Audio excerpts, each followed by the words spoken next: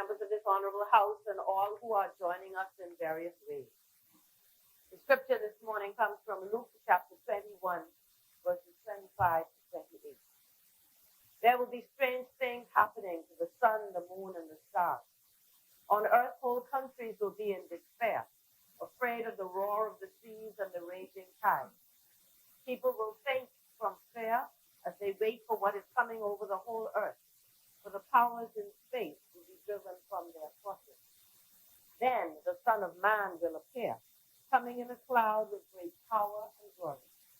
When all these things begin to happen, stand up and raise your head, because your salvation is near. This is truly a time of preparation. Preparation for COVID-19. We're all aware of the efforts being made by the government on our behalf and the instructions given on how to prepare ourselves personally. We are praying for protection, even as we prepare for what seems to be inevitable. We have to be wise and faithful at the same time. We are preparing in our minds for hurricane season in a few months. The heavy winds and strong breezes of the past few days have been a nightmare for some people, I am sure. Sounds create flashbacks, and preparation has to be made to face fears and cultivate a quiet spirit in order to cope with climate change. We are in Lent, preparing for a holy journey to Holy Week, culminating in Easter. We are preparing to grow spiritually so as to engage in spiritual warfare with our full armor on. We are preparing for temptations, for various trials and tribulations, even as we draw strength from God and feel the power of God's presence. We are preparing for the return of our Savior, Lord Jesus Christ. That day is nearer now than it has ever been. No one knows when, but we do know why, that the enemy only has a limited time before the King of Peace comes to reign.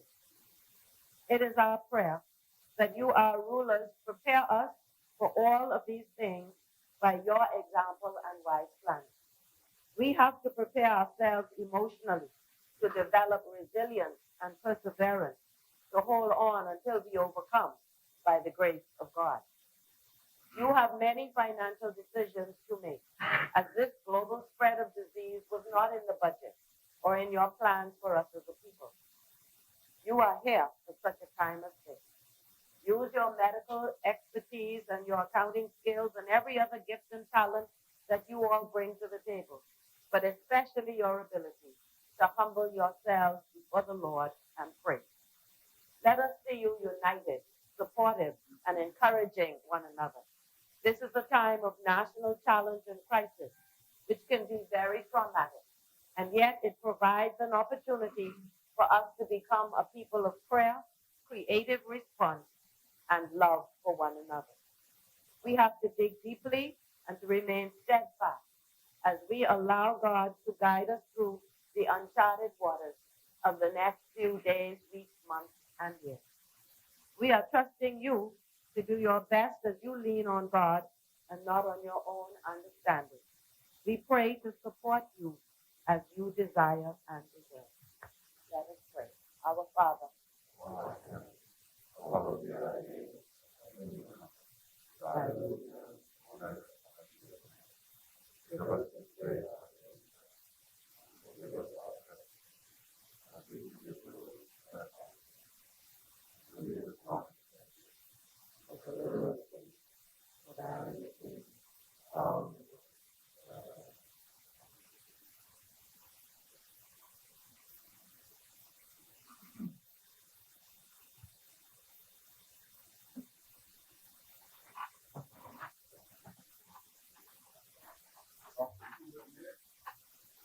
Cliff, Brent Simonet, Desmond Bannister, Glenwood Wells, Jeffrey Lloyd, Dr. Dwayne Sands, Marvin Dame, Frankie Campbell, Benicio Diagula, Michael Pintard, Darren Henfield, Amal Ferreira, Lanisha Rose, Brenzel Rose, Ellsworth Johnson, Philip Davis, Vaughn Miller, Patricia Parker Edgecombe, Aram Lewis, Carlton Boleg, James Albury, Travis Robinson, Adrian Gibson, Donald Saunders, Frederick McAlpine, Hank Johnson, Mark Hume, Michael Hope, Miriam Reckley Emmanuel, Reese Chipman, Ruben Ramming, Ricky Mackey, Shannon Dawn Cartwright, Chanel Ferguson, Glennis Hannah Martin, Pricewell Forbes, Chester Cooper.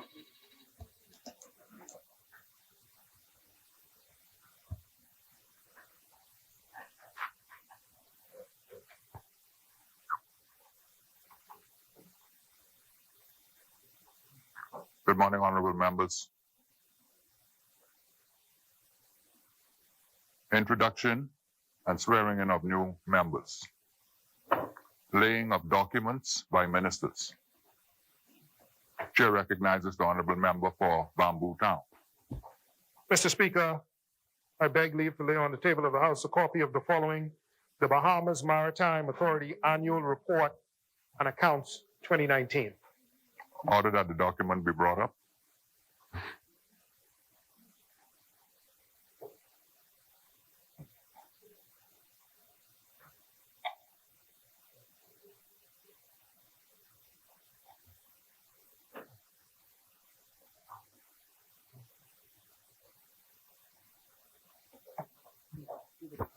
Order that the document to lie on the table. Further laying of documents by ministers. We can lead him. Can you lead him?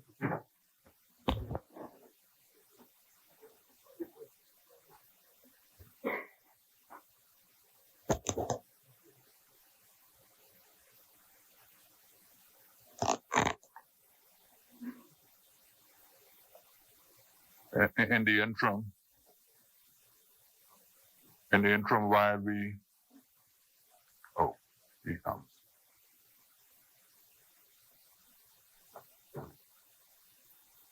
Further laying of documents by ministers.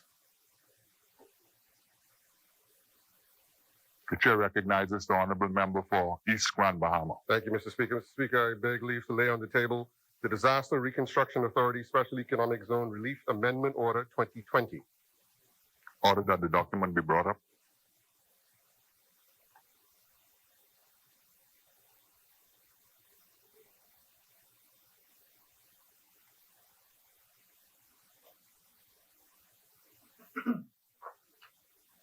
Order that the document do lie on the table. Further laying of documents by ministers. The chair recognizes the honorable member for East Grand Bahama. Mr. Speaker, I beg leave to lay on the table of the House the Bahamas Registered Stock Direction 2020, Bahamas Registered Stock 2030, 2040, and 2050. Order that the document be brought up.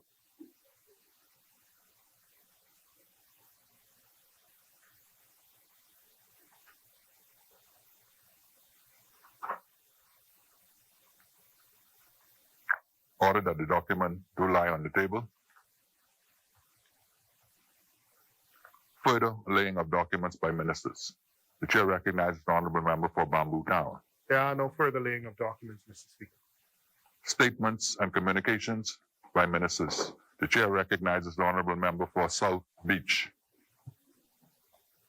May it please the Honorable Speaker. Mr. Speaker, I'm grateful to you, sir, for permitting me to provide this Honorable House and the Bahamian people with the communication with respect to the circumstances of the coronavirus, which now affects the world and threatens our own land. And it is my undertaking to you, sir, in the interest of this circumstance, to provide a written communication to this Honorable House within 48 hours.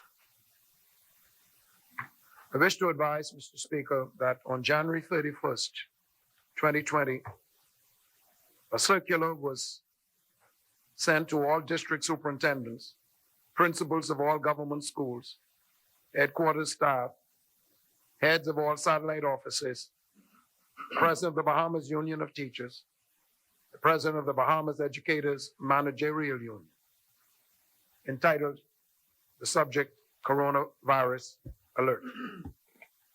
That alert, information was provided about the nature of the coronavirus as being member of a large family of viruses that cause illness ranging from the common cold to more severe diseases such as severe acute respiratory syndrome, commonly known as SARS.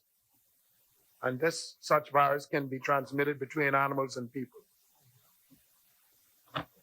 Communication went on further to advise the respective parties of the preventative actions that to be taken to help reduce the spread of respiratory viruses, which included the first sign of these symptoms, seek medical attention, wash your hands with soap and water for at least 20 seconds, use an alcohol-based sanitizer that contains at least 60% alcohol if soap and water are not available, avoid touching eyes, ears, nose, and mouth with unwashed hands, avoid close contact with anyone showing symptoms of respiratory illness such as coughing, sneezing, cover your mouth and nose when sneezing and coughing, and clean and disinfect frequently touched objects and surfaces.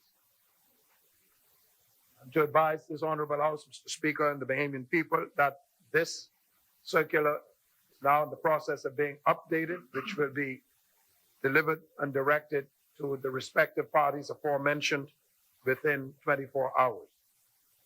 Among the updates include those who may now suffer any of such symptoms, meaning teachers, students, administrators, janitorial staff, are to remain at home until they have been released by medical facility or practitioner. I'm further to advise, Mr. Speaker, that the Ministry of Education has had in place for some years now protocol with regard to the outbreak of infectious diseases. In recent times, the ministry has, and as well as the country, suffered the outbreak of scabies and tuberculosis, as well as bad strains of the flu on the campus. And the protocol calls, sir, for certain actions to be taken by the administrators in the immediate circumstance in which such condition may be identified, such as, number one, to verify that such a condition may exist in the school by informing the school's nurse, if a nurse is available, and that nurse will call the relevant authority to verify, and if no nurse is available, then to contact the nearest clinic and inform that clinic of the situation. If a case is verified, step two, that the nurse is to assist in getting the health team to the campus, meaning the Ministry of Health's team. Where there is no nurse, the principal will assign an administrator to call the nearest clinic, inform the director of education, the deputy director for schools management, who will then inform the minister. Call a meeting of the administrators and shop stewards with the nurse or someone from the clinic present, and let that nurse or someone from the clinic inform them of the case and allow them to state the protocols and inform the health official of what is next to be done. And that team, the health team who arrives at the school, will then undertake a staff briefing and address the staff with regard to those protocols. As I indicated, Mr. Speaker, these protocols are being updated in the moment and will be further directed to our administrators, staff, parents, students, heads of all satellite offices, president of the unions, and all other stakeholders attached thereto to the Ministry of Education. We also have advised all stakeholders and those aforementioned to stay and pay close attention to official news sources, which in our circumstance is the Ministry of Health. I'm obliged, sir. Thank you, Honorable Member. Further statements and communications by ministers. The chair recognizes the Honorable Member for Central Grand Bahama.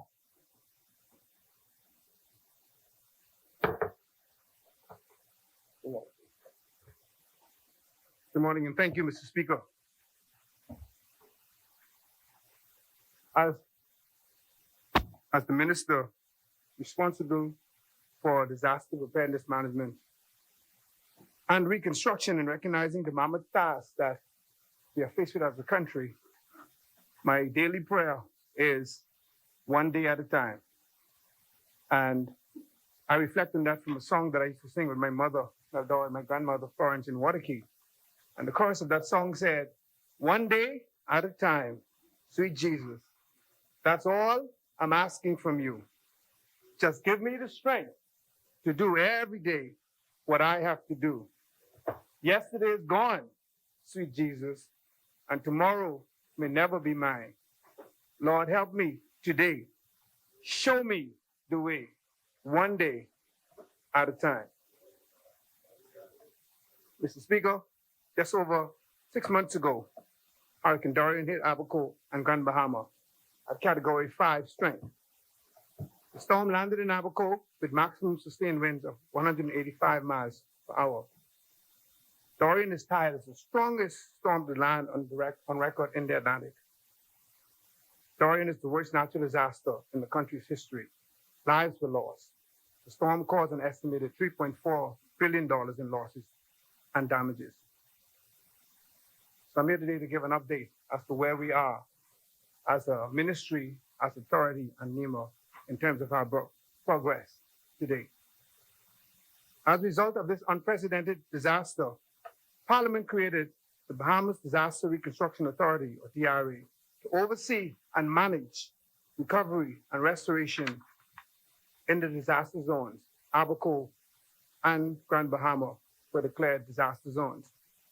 The authority, which falls under my ministry, began its work last December. On Sunday, March 8th, the authority gave a detailed report to the country on the Dorian response at a 2-hour press conference at Harry Seymour Library at the University of the Bahamas. The authority gave its report along with updates presented by members of local and international NGOs, a representative of the Royal Bahamas Defense Force, representatives of utility companies, the Director of National Emergency Management Agency, or NEMA, and also my policy statement. Today, I highlight to this House the main themes of the authority's update. Mr. Speaker, the authority has focused its work through seven priority areas identified by the government. These are housing, infrastructure, health, education, the environment, the economy, and systems strengthening. I turn to housing. Providing housing and assisting with home repair are major points of focus. We launched our small home repair program on February 10th. Residents whose homes were assessed with minimal damages are eligible for $2,500 in purchase orders. Those with medium damage are eligible for $5,000 in purchase orders. Those with major damage are eligible for $7,500 in purchase order, and those whose homes were destroyed are eligible for $10,000 in purchase order. Purchase order recipients are able to use them for home improvements, materials, labor, or a combination of both. There is online registration for the program at drabahamas.org. drabahamas.org, online registration. In person, sign-up locations have also been established in Grand Bahama, Abaco, and in New Providence for displaced Abaconians and Grand Bahamians. To qualify, a person needs to be Bahamian. To own the property in question, there must be proof of residence as of August 31st, 2019. The property will need to have been uninsured, and the property has to be in Grand Bahama or Abaco.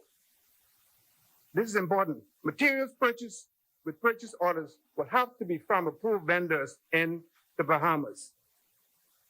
Homeowners are not allowed to go overseas to Lowe's and Home Depot, 84 Lumber to buy materials. They have to buy the materials through locally approved vendors. See, our government is committed to keeping money circulating in the Bahamas. We must support small businesses and keep Bahamians employed. Since the launch of the Small Home Repair Program web portal, 3,137 persons set up user profiles. Of those 3,137 profiles, 2,069 homeowners have completed the full registration for assistance. Of the 2,069 homeowners registered, 804 need structural assessment, 471 need to upload documents, 404 approved have met all criteria and structural assessments. We are still waiting on 89% of homeowners to bring in their quotes so a purchase order can be issued. The authority has also partnered with NGOs in Darien affected communities to assist with home repairs. Through the partnership, the government pays for home repair labor, and the NGOs provide supplies and various types of logistical and technical assistance. And Mr. Speaker, I have a map, an area map of Abaco and Grand Bahama with stats on them. And this is a partnership presence map, Hurricane Dorian. Church by the Sea, one of our partners, have 189 homes under repair or completed in Crown Haven, Foxtown, Mount Hope, Woodkey, Cedar Harbor. The Disaster Reconstruction Authority, in partnership with Global Empowerment Mission, or GEMS, 256 homes in Cooperstown, Blackwood, and Firewood. All Hands and Hard have 15 homes in North and Central Abaco. GER 3, 10 homes repair in Central Abaco in the Marsh Harbor area. IFRC, BRC, and CORE, 300 homes repair in Central Abaco. Dunderstown, Murphytown, Marsh Harbor, Central Pines, and Spring City.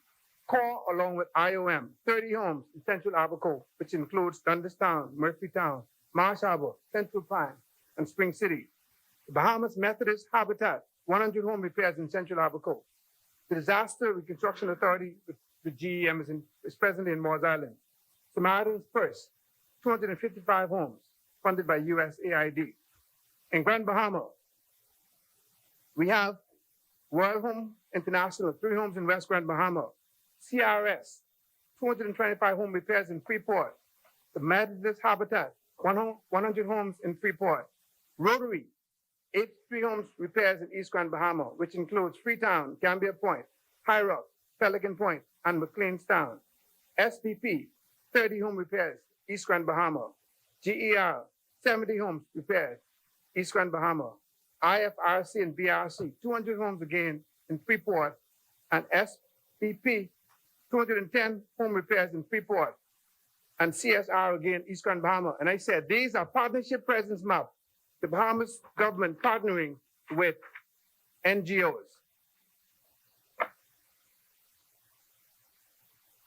Of note, the authority is also working on immediately developing 55 lots in Central Pines for single and multi-family use. We are in the process of having properties from the Ministry of the Environment and Housing transferred to the authority.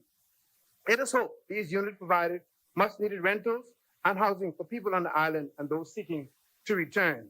Additionally, the authority is working on the development of two 60-acre tracts, one in Wilson City and one in Marsh Harbor. The Surveyor General has confirmed the preliminary survey is completed. The final plans and topography are being properly documented so that the information can be included in an RFP we plan to issue by the middle of April. We hope work will begin on this initiative in the third quarter of this year.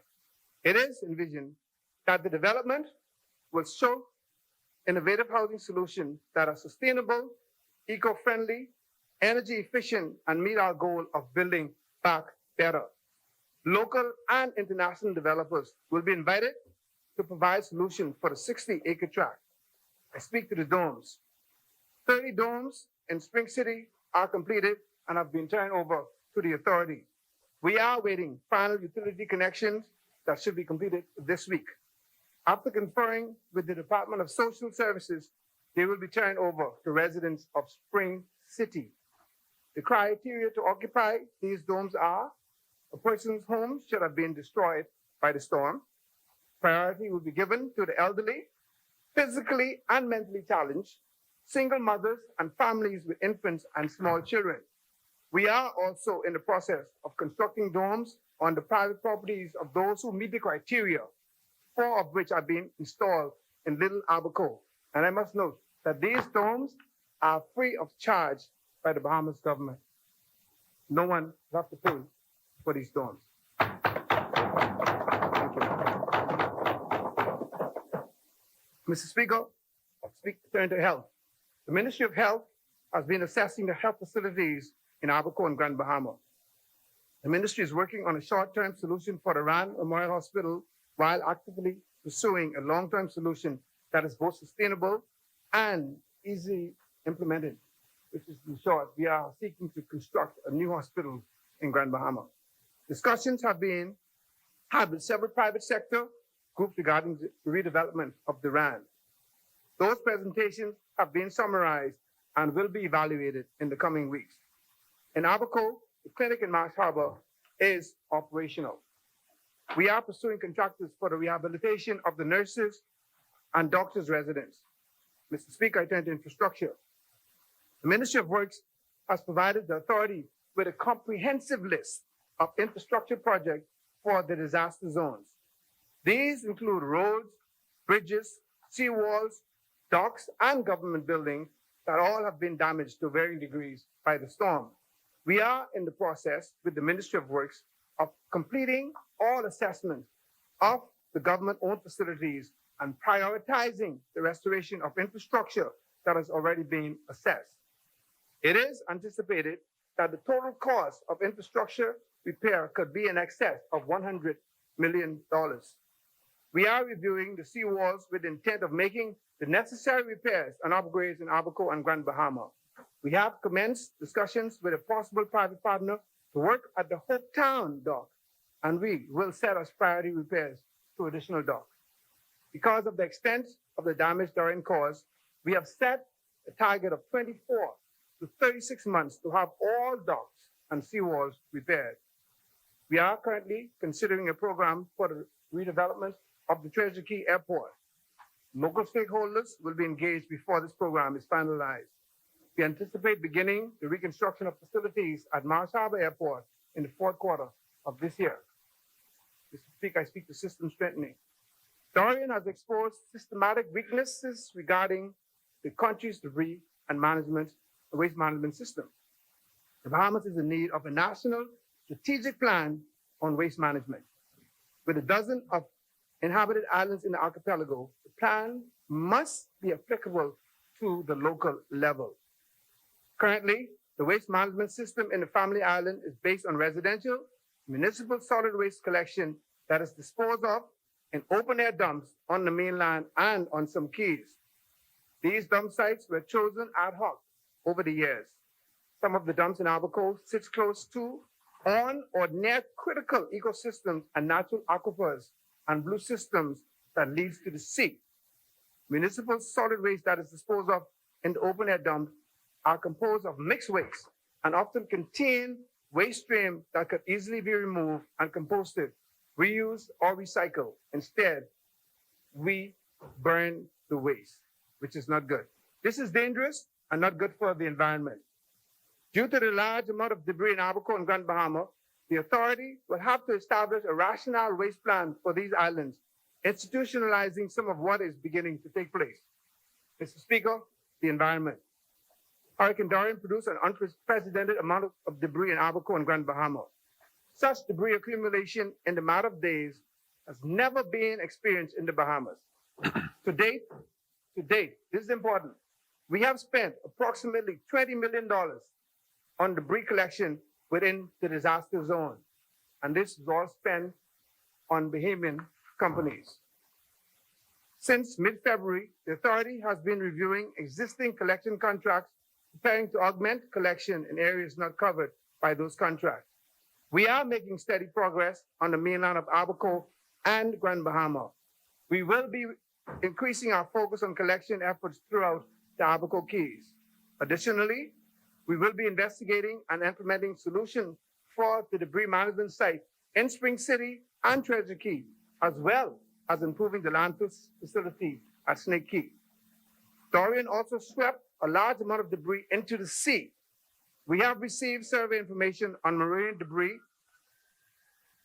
in East Grand Bahama. The marine area in and around the Abaco mainland and Keys have to be surveyed. Once done, we will issue marine cleanup RFPs. This will be a major cleanup effort. Mr. Speaker, education. Hurricane Dorian caused damage to schools across the disaster zones. To date, we estimate that it will require $20 million to restore our schools. The managing director of the authority gave a detailed report on the state of the 14 public schools operational in Abaco prior to the storm and plans for the East Grand Bahama School. Let me say, we are moving with full effort along with our partners in the international community to restore all disaster zone schools to full functionality. We know that fully operational schools are one of the displaced northern residents one of the needs of displaced northern residents in order for them to return home. We will spare no resource to ensure our children are taken care of. Right, East Grand Bahama? Mr. Speaker, the economy. The government has made several major announcements regarding projects for the Northern Island to boost economic activity. The heads of agreement for the 300 million Lucayan Resort was signed. Carnival is in the process of investing approximately $200 million in its new Grand Port facility on Grand Bahama in South Abaco. So South Abaco is happy to hear this. The heads of agreement was signed for a 300 million resort and marina project. The Small Business Development Center is providing assistance to small businesses affected by the storm across the disaster zones. The center has indicated that requests for support have grown as a result of Dorian. I'm almost there. With investment of the major projects, the assistance of the Small Business Development Center and the major capital projects, we are leading and rebuilding public buildings, housing, and infrastructure. There will be significant economic opportunities and many jobs in Grand Bahama and Abaco for years to come. And we are very concerned and vigilant in ensuring that Bahamians are fully employed and the Bahamian labor force is totally exhausted. I now speak of the Pledge Conference. On January 13, 2020, UNDP organized a private sector pledge conference in New Providence Island. Bahamians and partners from around the world attended and made pledges to assist the Bahamas. This process happened in the open, in a room at Bahama Resort with hundreds of people present along with the media. No secret. Initial assessments indicated that $1.5 billion in recovery, financing, and in-kind services were pledged. As a result, as has been emphasized repeatedly, these pledges were various types of financing and services. They were not all cash and donations. The pledges included initiative in home building and repair, educational assistance, renewable energy partnerships, relief aid, grants, direct assistance to storm victims, parks restoration, loans, and financing. After further assessment of the full scope of pledges, the revised amount pledged was $1.8 billion. The breakdown includes grants, $41 million, public-private partnership, $1.3 billion, technical assistance, $51 million, other forms of assistance, $400 million, cash and deposit, $364,000. The pledge line up to our priorities as follows. In the economy, we'll invest $102 million. In education, $6 million. In the environment, $1 million. In health, $670 million. In housing, $51 million. Infrastructure, $155 million. $785 million is not yet allocated. Cash and deposits total $364,000. It is up to the authority and the government to determine which pledges are best for the Bahamas. As the group stated openly at the conference, some of the amounts they allocated includes work already done to assist the Bahamas, residents of the Bahamas, mainly Abaco and Grand Bahama. Mr. Speaker, I'll touch briefly on the burial of bodies in Abaco. The Disaster Reconstruction Authority has asked members of the Bahamas United Funeral Home and Morticians Association and Bahamas Christian Council to take carriage of the organization and planning of the burial of the remains of the unknown deceased in conjunction with the authority. The group has been strategic with its preparation. Assessments are underway to determine the exact location for the burial on the site already determined. During this process, the Christian Council and Morticians Association will meet with family members of people presumed deceased to discuss any special consideration and concern there may be regarding the burial. There will be no mass burial. And I repeat, there will be no mass burial. The remains of the unknowns will be placed in individually marked graves. We will soon announce the date of the national service for the family. Mr. Speaker, in closing, Dorian was a historic storm. Our reconstruction work will continue for years. The government invited and the international community to assist with this restoration effort.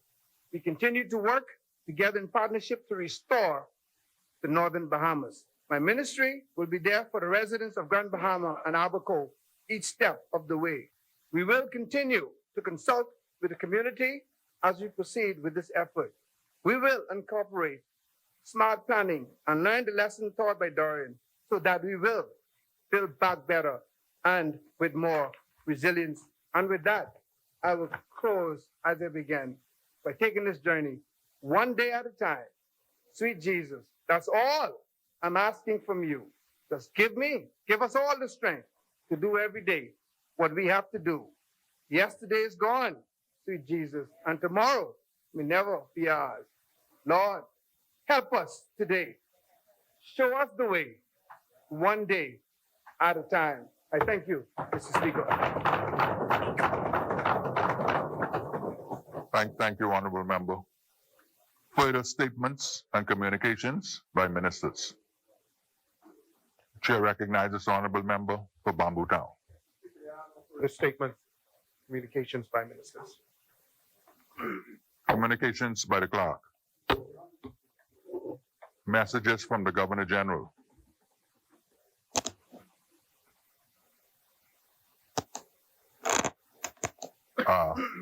Honorable Member for Central Grand Bahama. Order that the communication be brought up.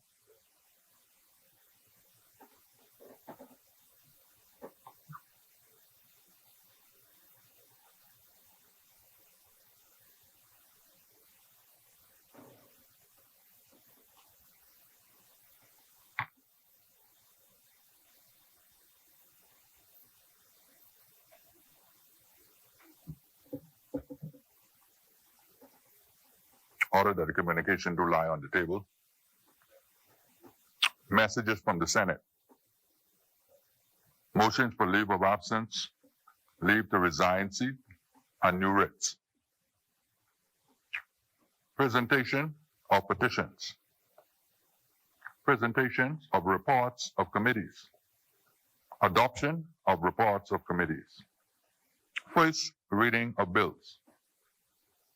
Second reading and committal of bills. The chair recognizes the honorable member for Bamboo Town.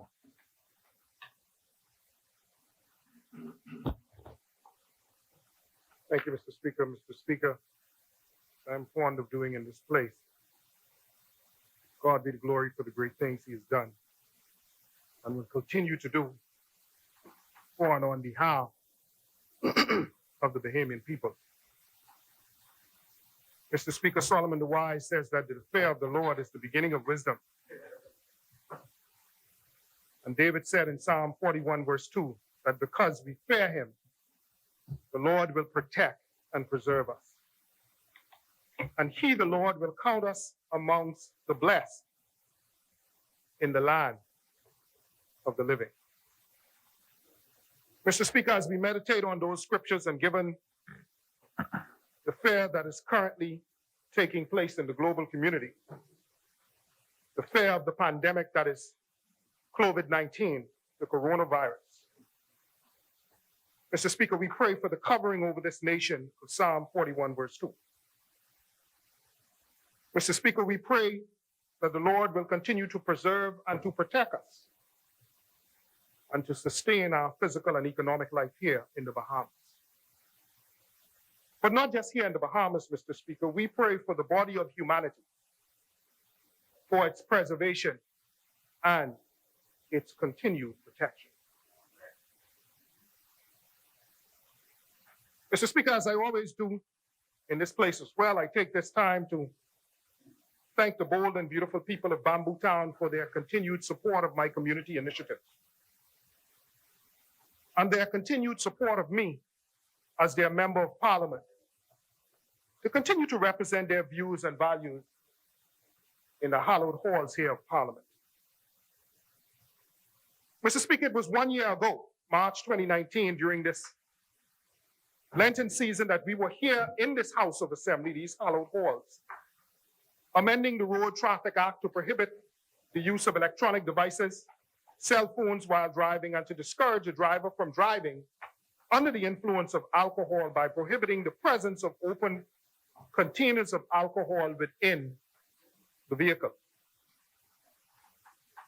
Mr. Speaker, we went further in that act to require that the driver have in that vehicle at all times the driver's license and insurance papers for inspection by the police when called on to do so. Mr. Speaker, we did this with the sole purpose to protect and to enhance the quality of life for our citizens and to bring the Road Traffic Act, Mr. Speaker, into the 21st century.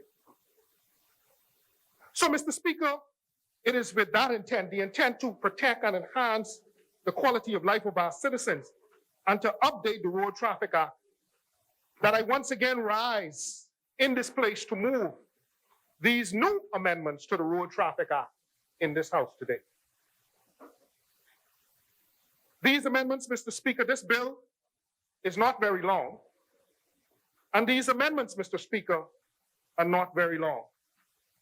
But, Mr. Speaker, they are absolutely necessary to the government's continuing efforts to update the Road Traffic Act and to bring the act further into the 21st century.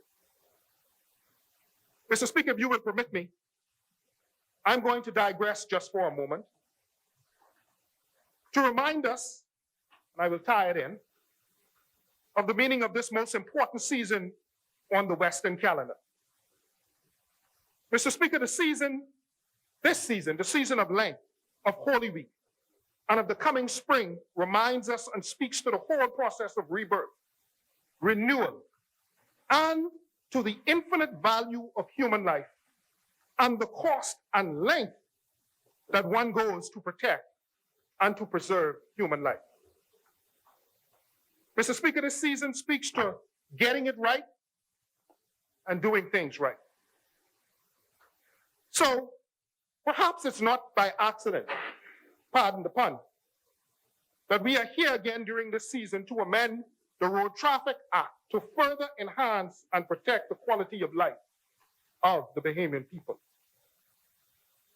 Mr. Speaker, speaking about life, these amendments in this bill seeks to increase the penalties in the first instance of the offense, which was formerly known as killing in the course of reckless or dangerous driving, and to remove the perception that road deaths as a result of reckless driving is a less important family of killings or the taking of human life. Mr. Speaker, we have done so by changing the name of the offense in this bill to vehicular manslaughter by reckless driving. Mr. Speaker, as was stated in the object and reasons of the bill, the perception that a road death offense is of a lesser variety to other unintentional killings is supported now in law by the lesser penalties imposed by the law for the conviction of that offense as compared to other homicide offenses. Mr. Speaker, in terms of fault on the part of the driver and the impact of death on loved ones, there can really be little distinction between road deaths and other unintentional killings. That is why, Mr. Speaker, we amended the Road Traffic Act to prohibit the use of cell phones, mobile devices, to discourage drivers from texting and calling, which has been shown to increase the probability of accidents and incidents on our streets. Mr. Speaker, we did this hoping to reduce the amount of deaths due to reckless or dangerous driving. Mr. Speaker, further, and seeking to drive home the message that life is to be valued, Mr. Speaker, here in these amendments in Clause 2 of this bill, we've done so in regards to the term of imprisonment, Mr. Speaker, and in Clause 2 of the bill, we've set out that a term of imprisonment is not to exceed 15 years.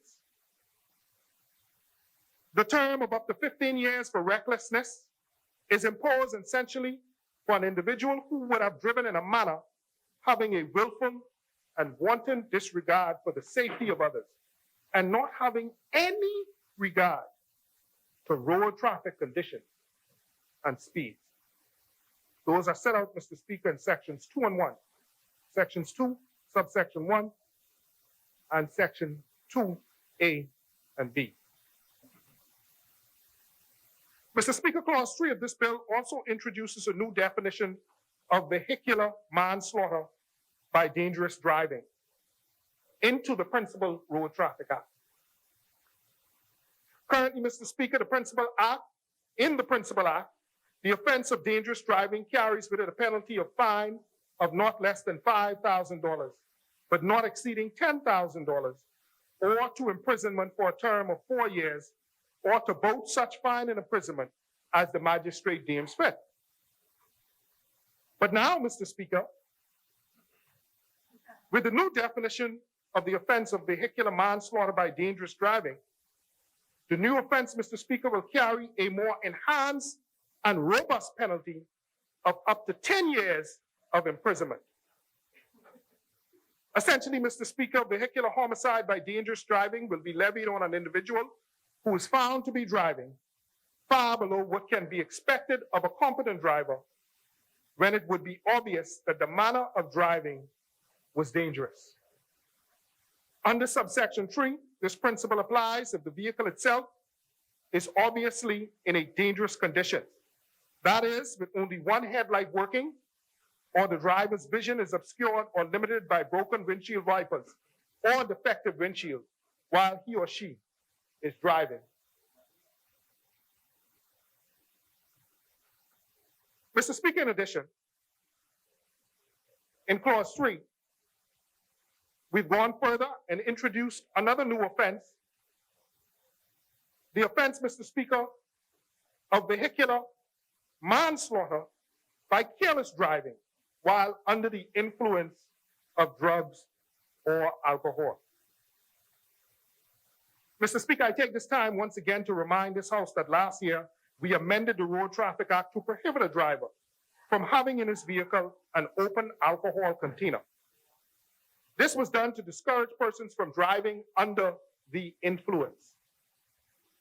And Mr. Speaker, this new offense of vehicular manslaughter by careless driving will also attract a term of imprisonment of up to 10 years. However, Mr. Speaker, not all careless driving will attract such a high term of imprisonment, even if it leads to death.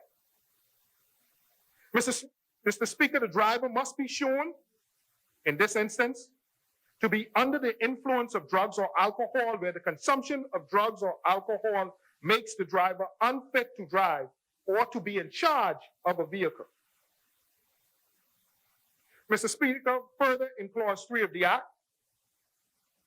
this government has gone on to address a number of other offenses where we have now levied the penalty of 5 years for vehicular homicide in certain circumstances. These circumstances, Mr. Speaker, is done so, and it relates to, in section 44CA, addressing a motor vehicle otherwise than in accordance with a license or while disqualified from driving. So if you do not have a license, Mr. Speaker, a valid license, and you end up in an accident where you cause the death of an individual, Mr. Speaker, you can be put in prison, Mr. Speaker, for upwards, as the Minister of Tourism at the member for Freetown said, you're going to jail for 5 years. Mr. Speaker, section 44CB addresses driving a motor vehicle while uninsured or unsecured against third-party risk, as set out in section 8 of this Act. Again, Mr. Speaker, you have the potential, you got into an accident and caused the life of an individual, going to prison for 5 years. Mr. Speaker, section 44C which speaks to permitting a person or a child to ride as a passenger. I want the Bahamian people to hear, because a lot of us don't like to use our seatbelts or seek to insist that others in the vehicle use seatbelts. Section 44C speaks to permitting a person or child to ride as a passenger in a motor vehicle without being secured by a seatbelt, as set out in section 44C4, 6 of this act. Mr. Speaker, if in those instances there's an accident and the individual within the car dies, the individual in the other vehicle dies, Mr. Speaker, the person who's driving, Mr. Speaker, has the potential of going to prison for 5 years. So I'm encouraging the Bahamian people to buckle up and stay safe. Mr. Speaker, the rationale for these amendments is due to the fact that historically, homicide by a motor vehicle has always been treated with less severely than other forms of homicide. So if a person wantonly or recklessly shoots a licensed firearm, right now, Mr. Speaker, they could be sentenced to life imprisonment for manslaughter. However, Mr. Speaker, if a person wantonly or recklessly runs over a pedestrian crossing the road with his car, the sentence was only a maximum of 4 years or a fine of not less than $5,000. Mr. Speaker, as shown above, the sentences for these offenses have now been increased, and the ability to substitute jail time with a fine has been completely removed in these amendments. So, Mr. Speaker, there now only remains a question in regards to these offenses before the magistrate as to how many years in jail will now be applied for these offenses. Logically, Mr. Speaker, there is no reasonable cause to treat vehicular homicide differently than any other form of manslaughter.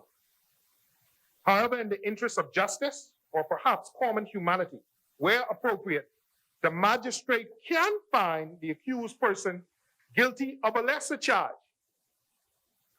not that of vehicular manslaughter, based on the facts as they emerge in the course of the proceedings. Mr. Speaker, in closing, I did say this was not long. Mr. Speaker, in closing, at this juncture, I am reminded of what the Lord spoke to Moses at the end of the book of Deuteronomy. After the Lord had given to the nation of Israel the complete form and construct of laws that have completely governed all of Western society over the past 2,000 years, Mr. Speaker. Mr. Speaker, in Exodus 20, we have a preamble. We have a constitution in Exodus 20, 10 laws. The preamble, God says, I am the one who brings you out of slavery, out of bondage. Based on that, here is the constitution, the 10 laws. And from those 10 laws, Mr. Speaker, this is the construct of all laws in Western society, in the Western world. From the Constitution, Mr. Speaker, which is apodictic law, it only says what is right action in the society. There's no penalties in a Constitution. It only says that this is right, this is wrong. But what we do, Mr. Speaker, from the Constitution is we lift other laws we call causatic laws. If this, then that. If you do not do the right action, then here's the penalty that should go along with that. And so, Mr. Speaker, at the end of the book of Deuteronomy, after God would have given them their preamble, their constitution, and 613 causatic laws, he says to the nation of Israel, today I put before you life and death, blessings and cursings. But he didn't just leave it there. God, throughout the scriptures, never gives us a choice without telling us which to choose. He says, choose life that you and your children may live. And Mr. Speaker, every time we cross this bar in this place, I believe that all of the laws that we pass in this place, Mr. Speaker, that we are seeking to do just that, to preserve life, to choose life. And Mr. Speaker, I believe that these amendments, the causatic law that we are passing here today, that say, if you do this, then that, is our attempt, Mr. Speaker, to continue to preserve, protect, and enhance the life of our people here in this Bahamas. And with that, Mr. Speaker, I so move.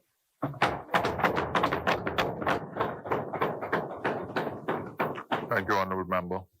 Is there a seconder? Chair recognizes the Honorable Member for Mount Moriah. Thank you so much, Mr. Speaker. Good morning to you, sir. Mr. Speaker, we're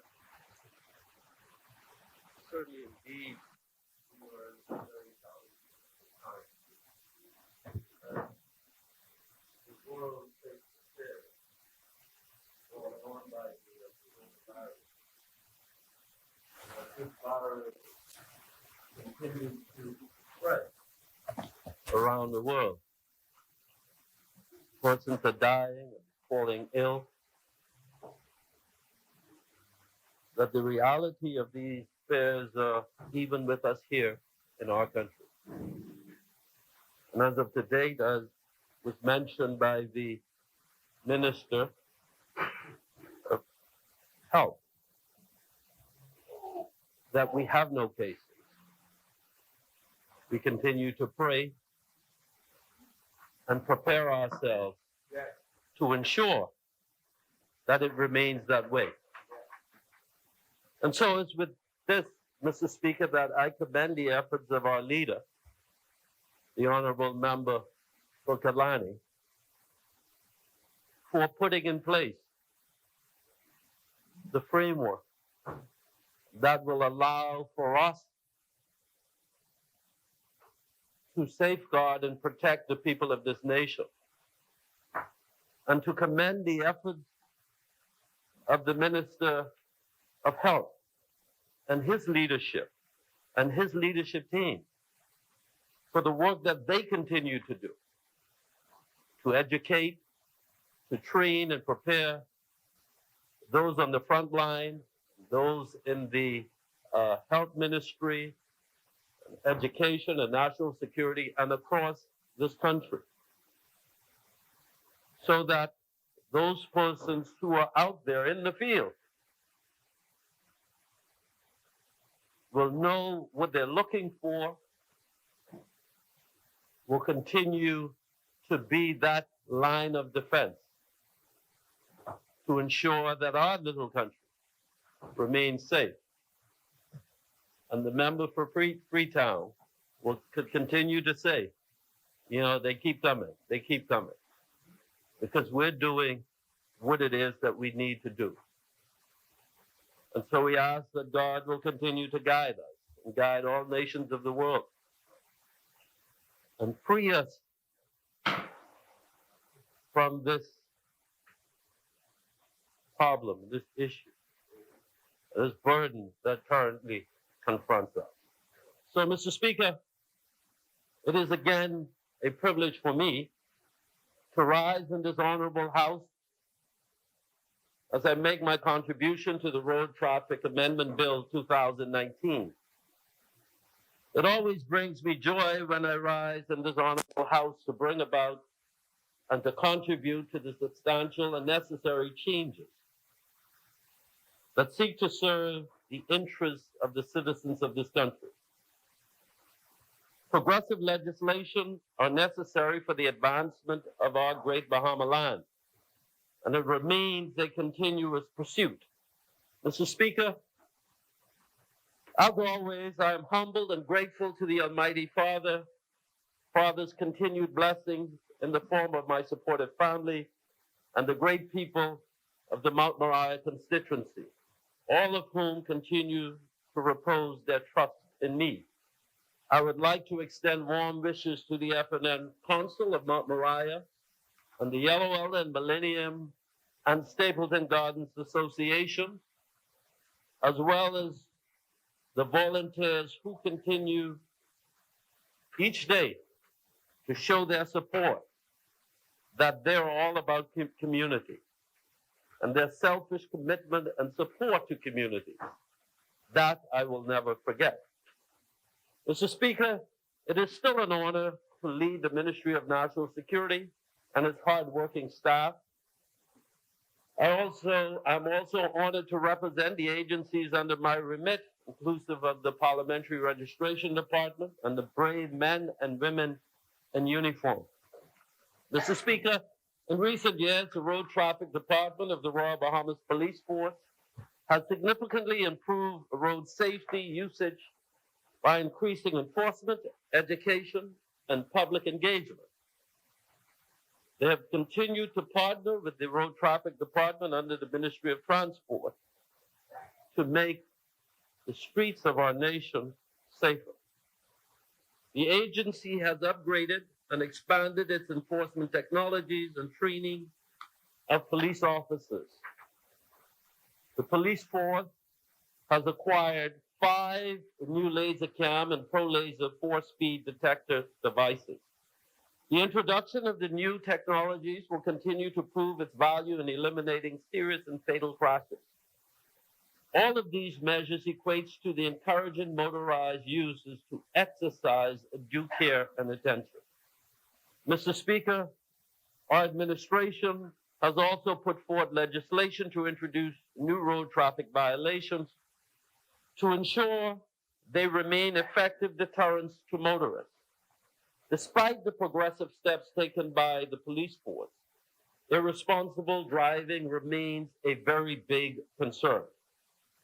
This is a national concern because irresponsible driving can have deadly consequences. In the worst case scenario, victims and even the driver may lose their lives. Even if victims survive, Mr. Speaker, the accident, they or their families may suffer a multitude of issues ranging from financial, physical, and mental disabilities. Mr. Speaker, between 2019, January, and December, in the Bahamas, there had been some 5,138 accidents with damages, 1,173 accidents resulting in injuries, 1,070 hit and runs, and 54 matters which resulted in some 57 fatalities. Mr. Speaker, with reference to the fatalities, 33 occurred on the island of New Providence, 6 on Grand Bahama, 4 each occurred on Abaco and Andros, 3 on Eleuthera, 2 on San Salvador, 1 on both Exuma and Cat Island, respectively. Of the 57 fatalities, Mr. Speaker, 48 lives, or 84.2%, were males, and 9 lives, or 15.8%, were female. Of the 57 fatalities during 2019, Mr. Speaker, 21 resulted in the deaths of the drivers, while 17 were pedestrians, 10 were passengers, and 9 were motorcycle riders. The highest reported victims were persons ages 26 years through 35 years, and it accounted for 33.3%, Mr. Speaker, of all fatalities. Meanwhile, ages 36 through 45 years were the second highest age victims, and it accounted for 12 victims, or 21.2% of the total age group. Mr. Speaker, the leading cause for the deaths were due to speed, followed by driving without due care and attention, and dangerous and reckless driving. As expected, Mr. Speaker, the weekends were when most of the fatalities occurred. Sunday had the most fatalities, which was 16, or 29.6%, followed by Saturdays, which resulted in some 11, or 20.1% of the total number. For fatalities by time of occurrence, the hours between 12 midnight to 8 a.m. had a total of 28 fatalities, or 51.9%, followed by the hours between 4 p.m. and 12 a.m., times, which had some 19 fatalities, or 35.2%. The month of April had 7 fatalities, which accounted for 12.9%, while March, September, and November each had 6, which accounted for some 11.1%, respectively. May God bless the souls of all of those who would have departed and watch over their families as they continue to mourn their death.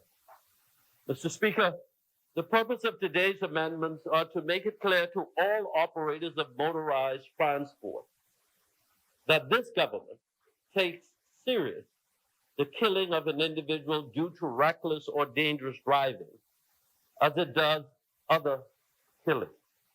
As such, we have sought to change the name of the offense to vehicular manslaughter. According to the World Health Organization, Mr. Speaker, in 2018, 1.3 million people died each year in road-related accidents.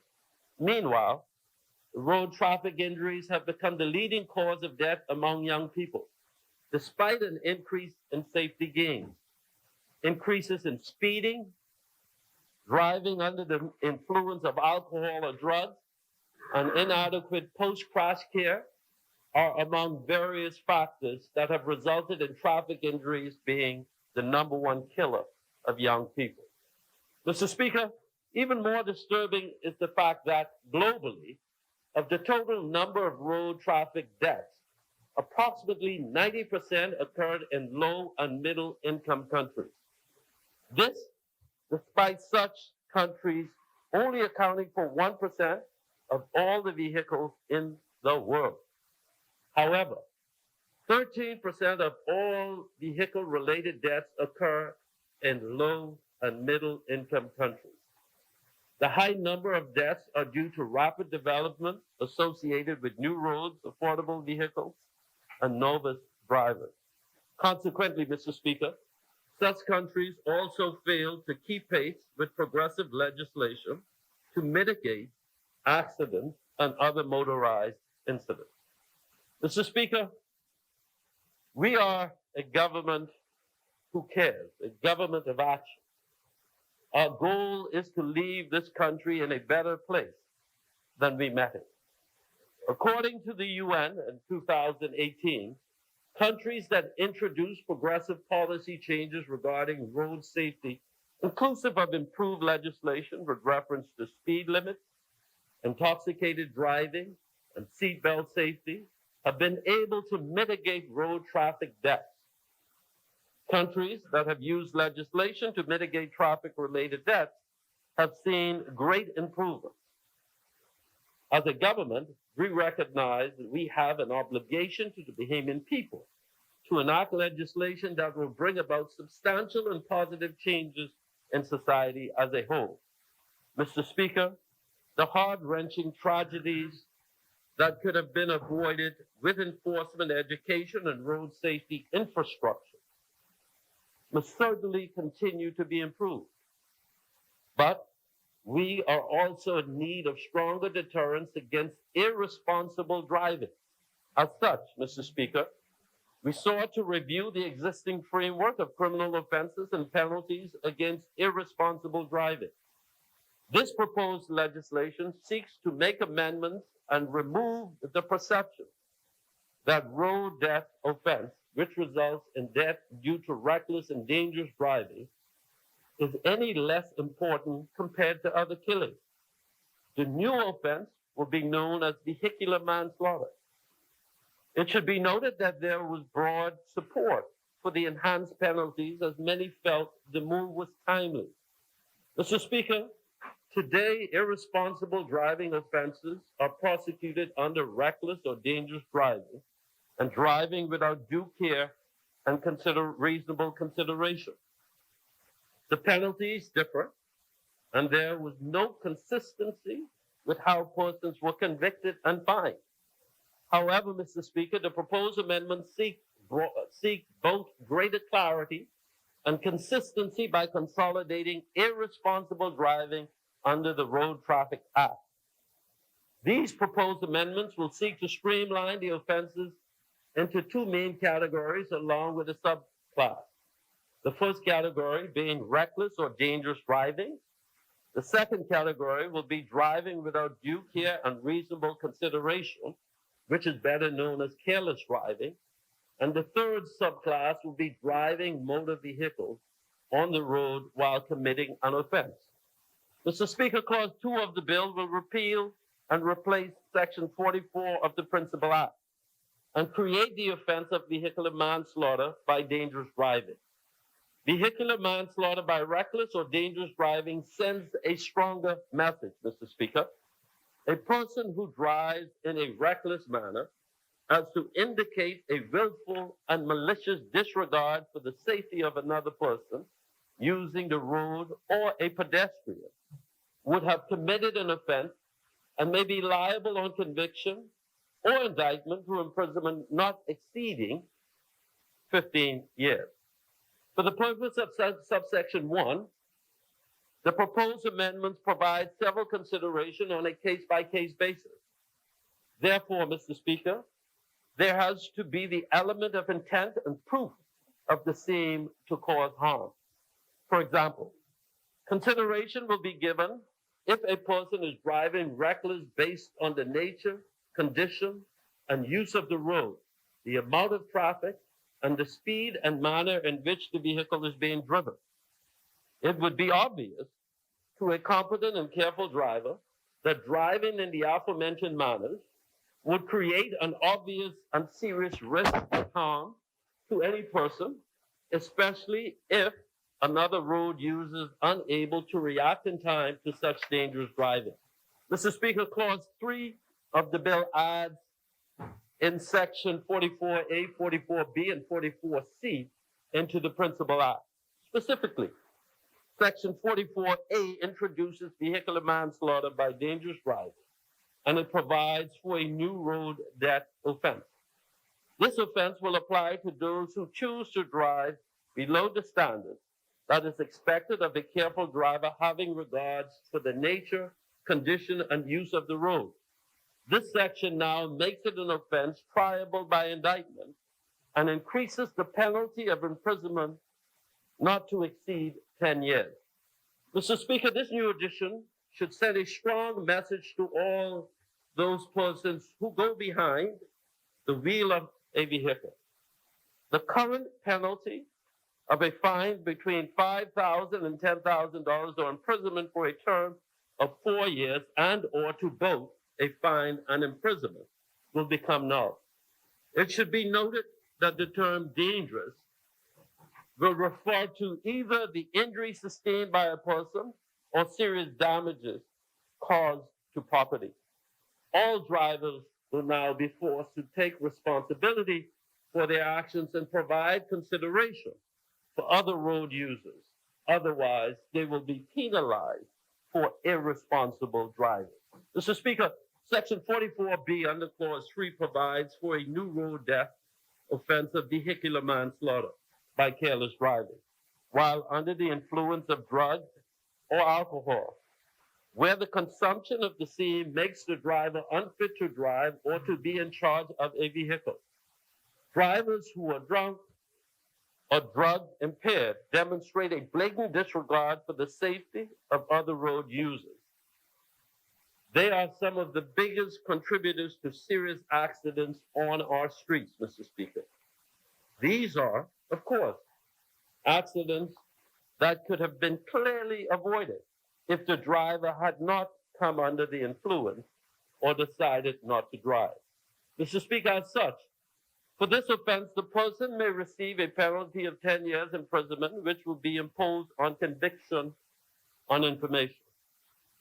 The clause also adds the offense of vehicular manslaughter by careless driving, namely driving while unlicensed, disqualified, or uninsured, and while driving with an unbelted passenger. The penalty will be imprisonment, but for a period of 5 years on conviction, on indictment, and this is also the same for vehicular manslaughter by dangerous driving. Mr. Speaker, Section 44C under Clause 3 provides for a new road, a death offense of vehicular manslaughter by careless driving while committing offenses against this act. any person who causes the death of another while driving a motor vehicle other than in compliance with his or her license, driving while uninsured or unsecured against third party, permitting a child to ride as a passenger without being properly secured by a seatbelt, commits an offense and is liable on conviction, on indictment to a prison term not exceeding 5 years. Mr. Speaker, Clause 4 of the amendment seeks to repeal and replace Section 44 from the third schedule of the Criminal Procedure Code Act, which allows an offense, as defined in Section 44, to be triable summarily, which means going before a magistrate court. A person may now be convicted of new offenses under Section 44, 44A, 44B, 44C, and Part B of this Act. Also, amendments to the Bail Act will now include the new offenses under Section 44, 44A, 44B, and 44C, and Part B of this Act. Mr. Speaker, infrastructural development in the Bahamas have facilitated road improvements. Our roadways are more complex today than they were 10 years ago, and will be even more 10 years from now. There are now new types of road users. Therefore, these proposed amendments cannot be viewed in isolation. Mr. Speaker, government and non-government agencies should continue engagements and education to help reinforce the importance of road safety. Further, motorists who blatantly disregard road safety will be severely punished. I am pleased to note that our laws now provide greater support for our law enforcement personnel who did not have adequate legislation to support their appeals for safety amongst motorists while driving. Accordingly, when determining the punishment for dangerous and careless driving, the threshold for the former was greater. In addition, Mr. Speaker, to assessing the circumstances of the offense, we enhance our approach by considering the level of harm caused, thereby fitting the crime with the punishment. In essence, Mr. Speaker, we are sending a strong message that our government will enhance our overall approach to penalize irresponsible driving. Our intent is for offenders to face stiffer penalties, to signal the aggravated seriousness of their actions.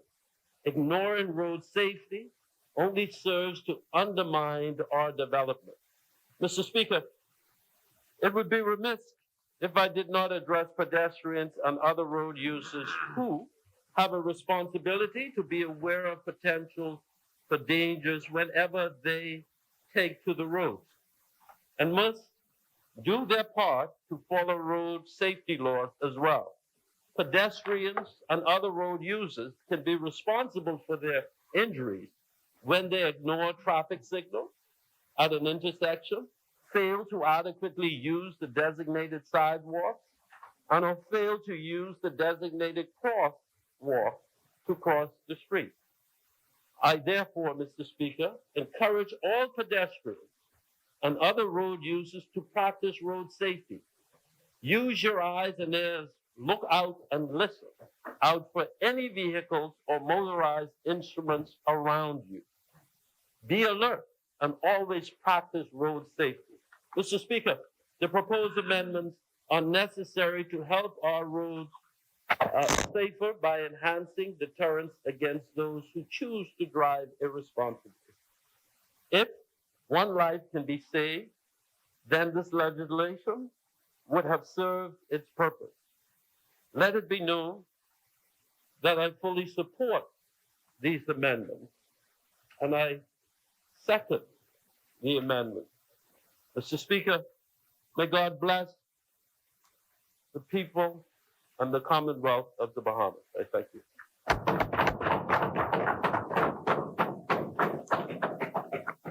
Thank you, Honorable Member. Honorable members, it has been moved and seconded that the following bill be read for a second time and committed. A bill for an act to reform the laws as it relates to debt by reckless or dangerous driving, and to establish the offenses of vehicular manslaughter by reckless driving, dangerous driving, and by careless driving while under the influence of drugs or alcohol, and by driving while committing the offenses of driving while unlicensed, disqualified, or uninsured, and by driving with unbelted children or other persons as passengers, to provide for higher penalties for these road debt offenses and for connected purposes. As many, the chair recognizes the honorable member for the Exumas and Ragged Island. Thank you very much. Thank you very much, Mr. Speaker. I rise on behalf of the wonderful people of Exumas and Ragged Island to make a contribution to the bill before us. Before I begin with the substance of my remarks, I wish to thank the wonderful people of Exuma, firstly, for the opportunity to represent them, and secondly, for attendance in goodly numbers to our town meeting last evening to discuss the coronavirus, the update on matters impacting Exuma in the near to medium term, as well as an update on the Exuma Pride project. I want to thank the hundreds who attended last evening, Mr. Speaker, to engage on these issues. I would also like to thank the Prime Minister for visiting my constituency yesterday, specifically going to Black Point. And I am told it was a needs assessment meeting where he made inquiries as to what the community needs. I want to thank him for that visit. A needs assessment is three years a little late, but I would be happy to provide whatever details the Prime Minister requires.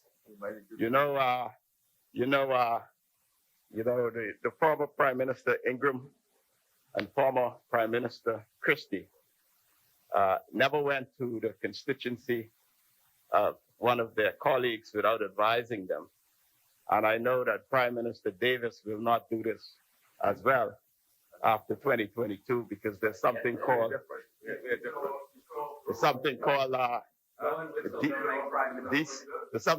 decency. Decency in public life is something that I know the next Prime Minister will abide by. Mr. Speaker, I believe this is the election season, so we expect anything. But I would caution this administration to be sure that the public can discern between what is campaigning versus what is legitimate official business, so that we can properly account for the use of public funds. The good news is, when you're in opposition, you have no access to public funds.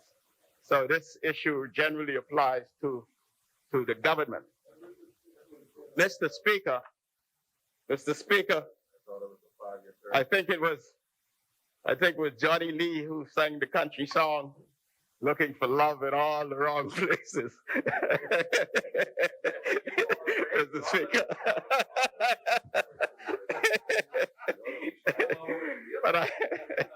But I now turn my attention on that note.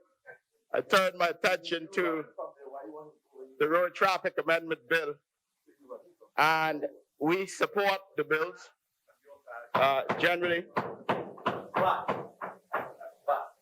We recall distinctly during the previous administration, the member for Angliston engaged support from the Commonwealth Secretariat, other professionals, to provide a generally comprehensive solution to the issues of road traffic. However, what we find now appears to be piecemeal passing of bills to address these most comprehensive, vexing issues related to road safety. We feel that the approach could be broader in scope, and we feel it should be accompanied by a more robust overhaul of the Road Traffic Act. We have come to this Parliament several times during this administration to tweak the Act here and there when we could have dealt with it in completeness, in a comprehensive way. One law to turn left on red, another to establish junction boxes and cameras at junction boxes, which we still haven't seen any. A law to ban open containers, a law to ban use of cell phones in hands, other similar ad hoc offenses. And generally, we support these initiatives. But what I lament is that there's not a greater emphasis on enforcement of the many bills and the many laws that have been passed. I am sure the good Commissioner of Police, a fine Exuma gentleman, has his hands full with the scourge of crime, but we do believe that more can be done in relation to enforcement on traffic matters. I would be less than forthright in not acknowledging the great work of the police. And of course, we don't see many of those traffic officers that we used to see in the past when a member of this place used to be the controller of road traffic. We had more of an abundance of traffic officers on the street. And we know the police are fully engaged in relation to fighting very serious crime, and we commend them. But we call on the police and the road traffic department to do more in terms of policing with respect to traffic matters. Mr. Speaker, I often traverse the roads of New Providence without seeing much patrol. And oftentimes in our communities, in our neighborhoods, there are traffic offenses that offend the public safety of our families and our children. And it's therefore with these things in mind that we look forward to a greater sense of enforcement, which generally will cause there to be a greater sense of abiding to all of the laws, by all of the laws in our country, beginning with the most basic of traffic laws. With respect to the bill itself, Mr. Speaker, we note in the amendments, particularly as it relates to the new classification of offenses, that vehicular manslaughter by reckless driving attracts a penalty of up to 15 years. Vehicular manslaughter by dangerous driving under 44A seem to attract a penalty of up to 10 years. Vehicular manslaughter by driving while committing certain offenses under this act, including driving without a license, driving without insurance, etc., attracts a penalty of 5 years. I invite the minister responsible and the member for Michael, who is normally astute and alert on these matters, to look to see whether there's an anomaly in relation to the extent and the differences between the penalties for the various offenses. It seems to me that driving under the influence of alcohol or drugs whilst committing the offense of vehicular manslaughter should attract an equal or greater penalty than simply driving by a vehicular manslaughter by reckless driving. So I invite you to look at the penalties under the various sections to ensure that there is uniformity, to ensure that there is no error, unintentional errors, because I do believe that it points to some concern, whereas the penalty for vehicular manslaughter under the influence of alcohol seemed to be less than the offense for vehicular manslaughter whilst driving recklessly. So I invite the acting AG, as they sometimes call him, the member for Carmichael, to take a look at these issues to ensure that there is nothing untoward in relation to these particular clauses. Mr. Speaker, the issue of public education in relation to all of the new laws is absolutely critical. It is important for the public to understand that if they are driving recklessly and they happen to commit manslaughter, they can go to prison for 15 years. It is important that this message go far and wide to our community so that we understand that this is serious business. It is important that there is a public education campaign in relation to the hazards of driving without a license or driving without insurance, for example, as the consequences go far and wide. It is important when we have constituents who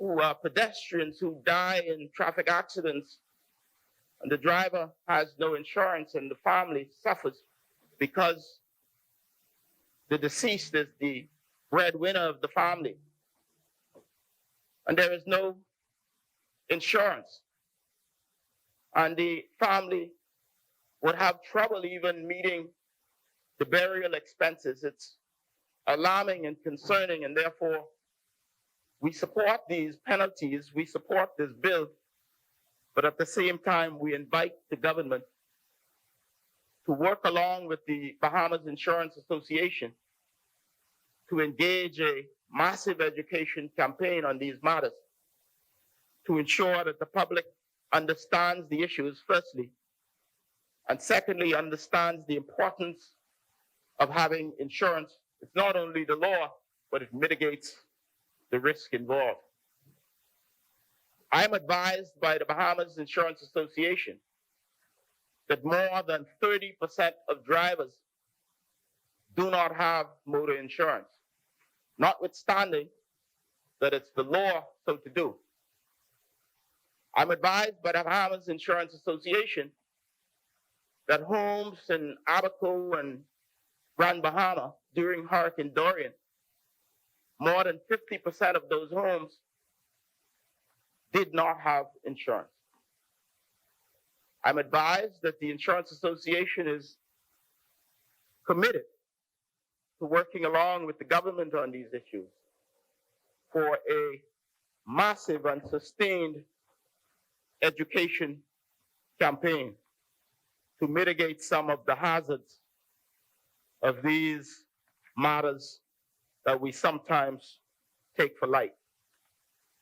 So yes, we need a comprehensive look at the Road Traffic Act.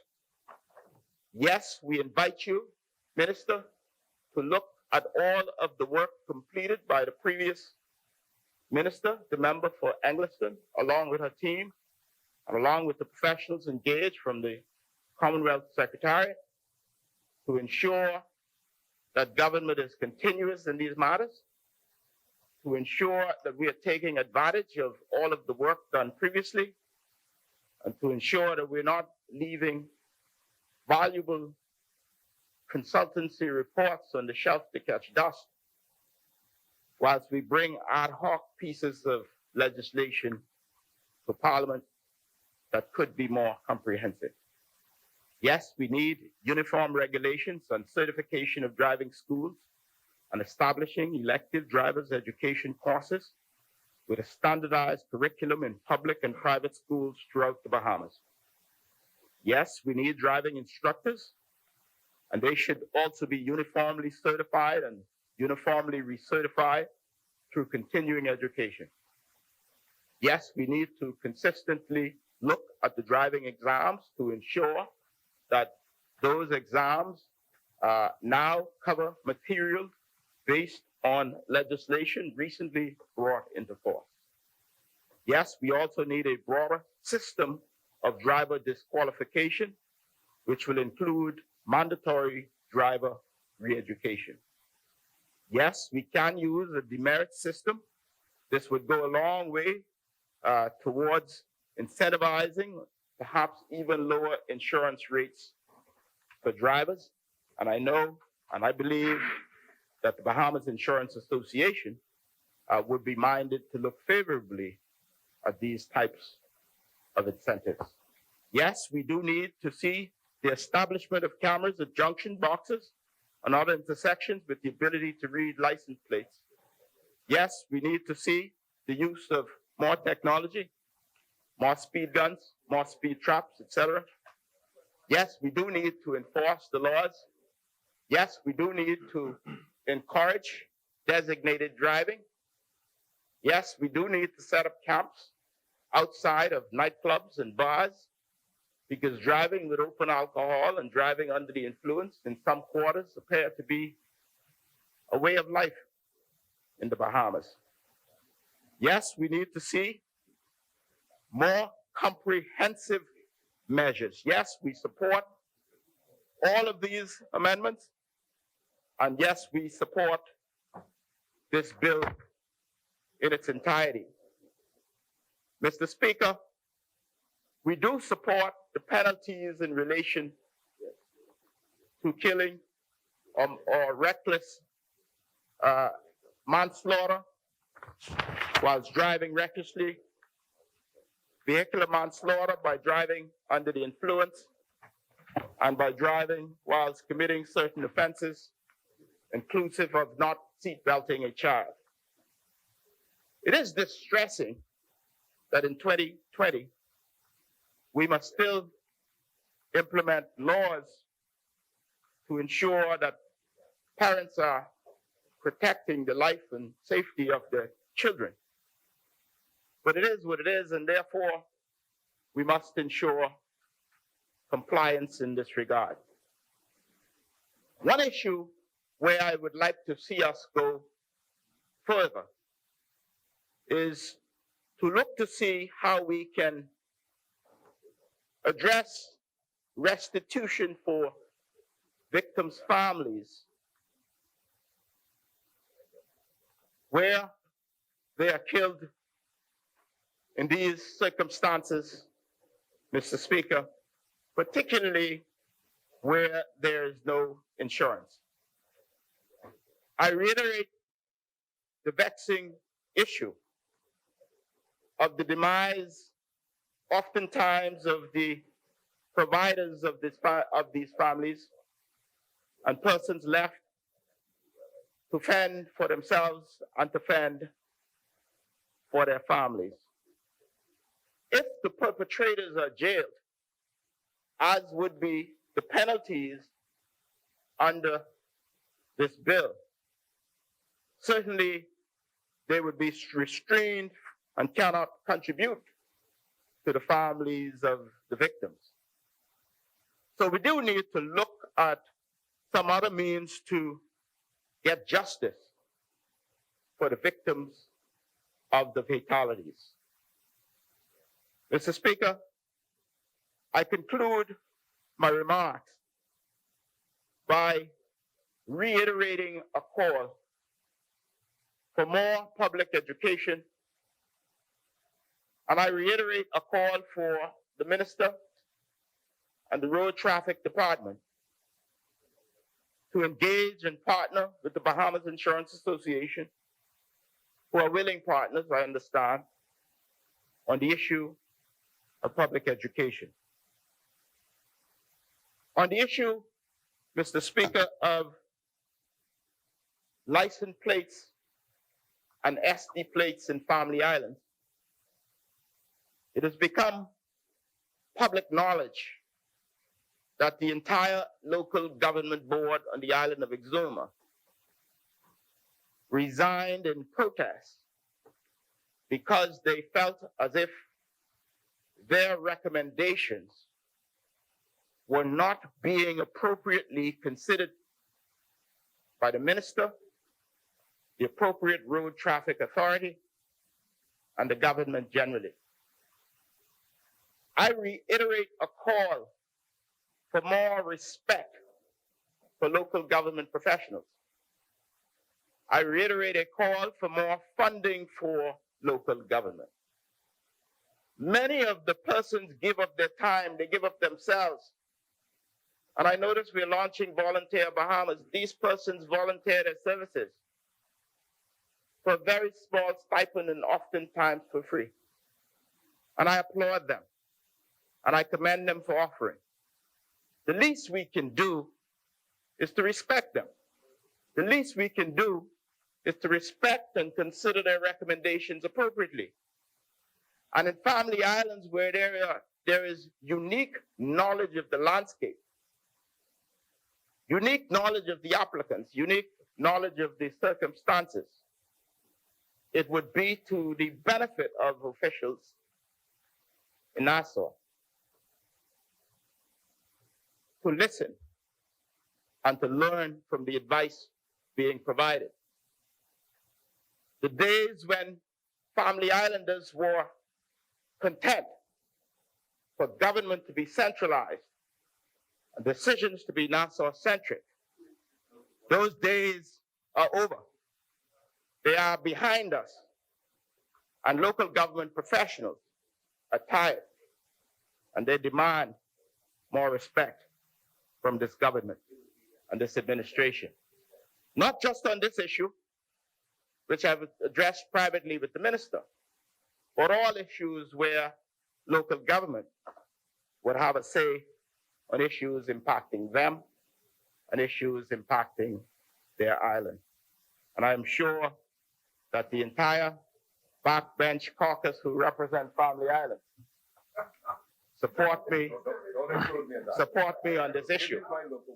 Support me on this issue because local government is absolutely key, especially in the far-flung Family Islands, where people generally have a love for the advancement of their island and the advancement of their community. Yesterday, I had occasion in Exuma to visit Miss Essie Road in the community of Curtis. And I extend formally now, as I did privately yesterday, a happy birthday to her as she celebrates her 102nd birthday. Ms. Essie Roll is independent. She is strong. She still cooks and cares for herself. She exemplifies the strength of the Bahamian woman. She goes to the fields and she speaks with clarity. She exemplifies the strength of the Exuma woman. And therefore I offer my happy birthday and congratulations to her and her family for the celebration of her 102nd birthday. And I commend her family for taking such great care of her. And I commend families across our country who take very seriously the need to take excellent care of what one previous minister called the darlings and the pearls of our nation. Thank you very much, Mr. Speaker. Thank you, Honorable Member. The Chair recognizes the Honorable Member for Carmichael. Speaker, I thank you, sir, for recognizing me. The member for Exuma raised a question and he asked, and he mentioned me when he raised the issue, or the differences with respect to certain offenses. And regrettably, he didn't consult the eminent Queen's Counsel who sits next to him. But in law, that highly experienced attorney would have told you the difference between recklessness in law, carelessness, and other elements of the law. So if you look at the act, you will see the use of willful when one speaks about recklessness. And so in the law, recklessness is where you willfully take an action without that you know is inherently risky. It is inherently a risk, and you willfully take it.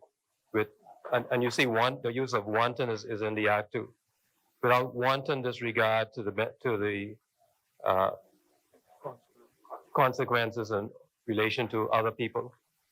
When one is under the influence of something, there are a number of other factors that come in law, such as the possibility of diminished responsibility and other consequences. And so that is the reason why there's a difference in the penalty.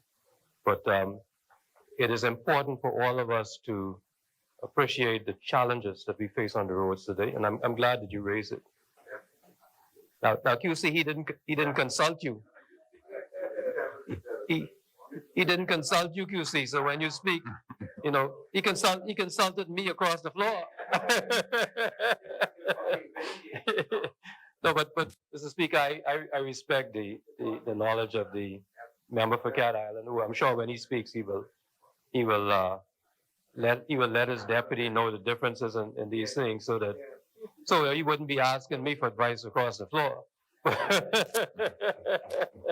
But Mr. Speaker, we all appreciate the challenges on the roads, and I'm glad that the point was raised because it gives me the opportunity to distinguish between the two, and to distinguish between the challenges that we face in relation to these issues, where one could wantonly and willfully disregard the conditions of other people, and where one may be under the influence of something which may impact his ability to act in a particular way. And so I hope that I've clarified that issue that's been raised, and if I haven't, I'm sure that the member from Exuma will tell me. Chair recognizes the honorable member for the Exumas and Ragged Island. I'm always grateful for the intervention from the member of Carmichael, who seemed to lead the legal issues on that side, Mr. Speaker, which is why I've asked him specifically to look at the matter. Mr. Speaker, my question is in relation to the severity of the penalties that accompany the offense, and whether, in the view of the government, the disparity is warranted between driving with willful recklessness, as he pointed out, between driving under the influence and committing vehicular manslaughter whilst not having insurance or other certain issues. We can debate, Mr. Speaker, whether these offenses are equally egregious, but I believe this is a matter for this administration to determine, and no doubt they will meet some QCs in court, perhaps not the QC that sits to my left, because he will be sitting in another place, but perhaps other QCs will have the opportunity to discuss to discuss these matters in court. But I'm grateful for the explanation, and I simply raise it as a question of whether or not the government might just wish to take another look. If they're not minded to do so, so be it, Mr. Speaker. The chair recognizes the honorable member Speaker, for if Carmichael. I can assist the member. What happens, member, is that the courts look at these, and the law, the laws in respect to these have been defined by the courts and considered by the courts for many, many decades. And so, if for example, let me give you an example. If, for example, somebody comes in this parliament and walks over to a member on the opposite side and deliberately slaps them, the court will look at that in a particular way. But if the person comes in here and they are intoxicated, and they're intoxicated. And in the process of falling down from intoxication, they hit the person. The court looks at it a particular way. So the severity of the penalties are determined in accordance with long-held precepts that the courts have considered over the years. And it's not a matter of whether the government considers one to be more serious than the other. It's the manner in which, as the member for South Beach says, use the term mens rea and actus reus, the mental element and the actual act itself. So these concepts have been considered by courts for many years, and that's why the penalties are set that way. Thank you, honorable members. As many? The chair recognizes the honorable member for Pine Wood. Thanks. Rise by the grace of God for the Pine Wood to speak a moment on this road traffic amendment. We would all want more, but I think it's irrefutable that this is a good move and a strong move in light of so many recent things that have been happening in relation to traffic deaths in our country over the many, many years. This clearly answers or seeks to answer the cry of the public and their outrage, especially over recent events where there have been what has been characterized in public places as slap on the wrist in relation to matters that had resulted in death through traffic collision. Last year alone, there were 57 deaths that were involved and related with traffic fatalities. And as the member for Mount Uriah may have pointed out, a significant amount of those deaths strongly impact our youth and our middle class individuals. Those statistics are just simple statistics as to what happened, but they also give us a hint as relate to those who we need to aggressively seek to address their mentality and their approach to how they operate these vehicles. A vehicle in itself can be a wonderful tool and a serious necessity, but when you're driving something that weighs over 2,500 pounds on the small end, you're literally driving a lethal weapon. And we need to understand the gravity of that. And I want people to appreciate when you crossing a pedestrian crossing and their cars hovering, you literally have guns pointed at you as you walk across that street. And it's all based upon the mentality, state of mind, or condition of that person who just paused the gun, this heavy 2,000-pound vehicle, to allow you across the street. It could be something of pleasure. It could be a police vehicle coming to somebody's rescue, or an ambulance moving, barreling down the road to save somebody's lives. But regardless, vehicles are a double-edged sword. And these double-edged swords also carry, I think, a very, very strong degree of duty of care, especially by the operators, therefore. And I'm going to get to that in a second. I want us to appreciate the gravity of the vehicles, because we speed wantonly, and especially some of those who don't have the skill and disposition to handle a motor vehicle. Police officers are skillfully trained to be able to operate their vehicles in high pursuit and under certain conditions. Ambulance drivers are uniquely trained. Fire operators who drive those trucks with those thousands of gallons of water, they're uniquely trained to operate those vehicles, because people know you can't just slam a brake with 10,000 gallons on your caboose and think gravity suddenly doesn't apply.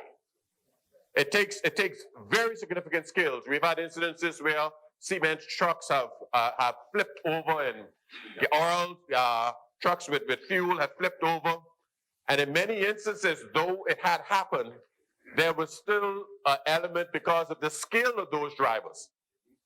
You know, Dripney slip over. Yeah, interestingly enough, not actually daily. When you look at a vehicle moving at 25 miles an hour, a gap of 26 feet could be traversed in 8 seconds. Usain Bolt can't move that fast. When somebody running at operating a vehicle at 60 miles an hour, you're looking at being able to cover a football field in 3.5 seconds. When you factor in inertia of a 2,000 pound, 3,000 pound, 10,000 pound vehicle, you got to ask the question that the psalmist asks: what is man? What is your body? When all that steel come barreling down the road. But this seeks to address a major element that is so important, which is called deterrent. And I support this bill in that regard because it is very, very serious, and we need to do the best we can to curb these habitually bad habits in terms of operators. I spoke about duty of care.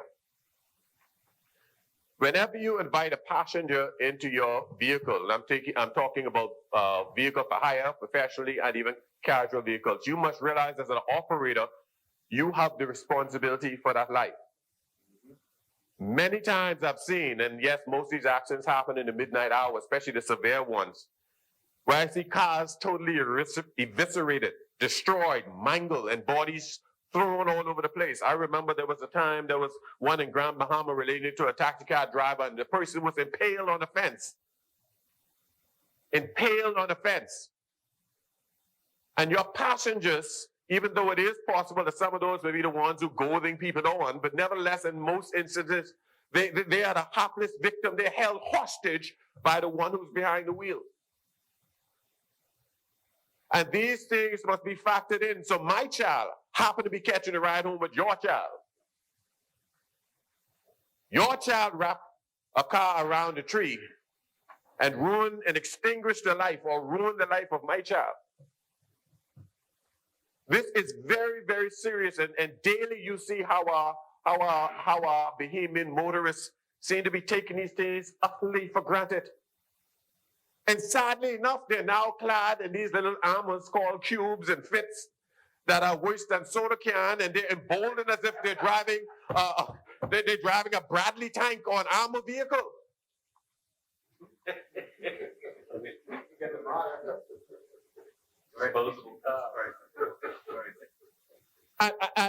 And it's just so amazing.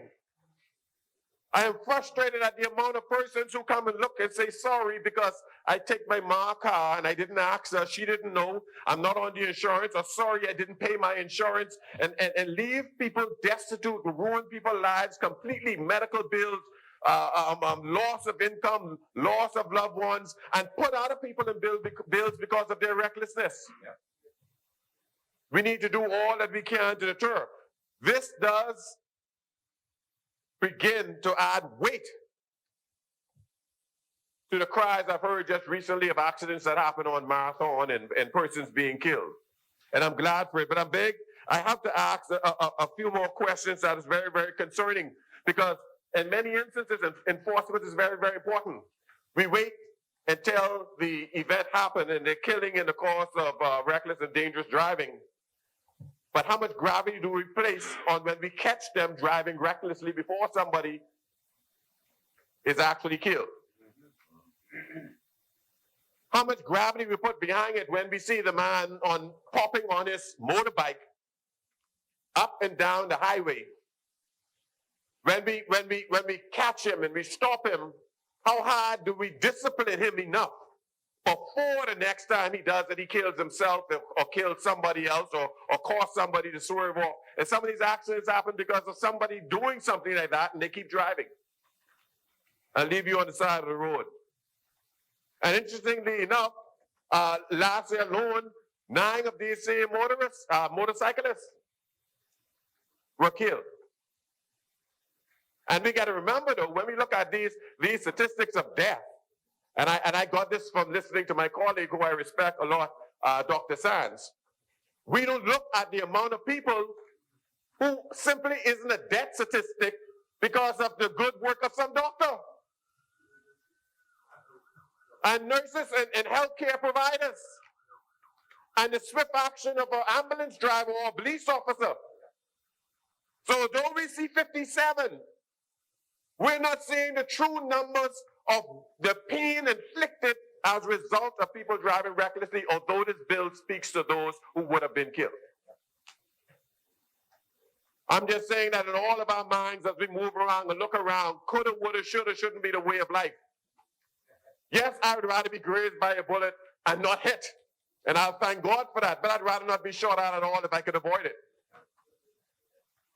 We need to take these things very, very seriously, and I commend us for this, and I pray strong that through the Minister of National Security, who takes it very, very seriously, I'm impressed by the level of technology that we would have brought to bear, that I see with the rollout and the contracts that have been signed and the POs that have been set out, the, what they call it, proposal set out for the technology that we bring to bear with the police department. I think it will mitigate a lot of things that we have, problems that we have with the new software and cameras that have license recognition technology, the ease of doing business, the electrification of digitization of the road traffic authority, and these improvements begin to wean these things down. And some of these penalties also need to be attached to the person's driver's license.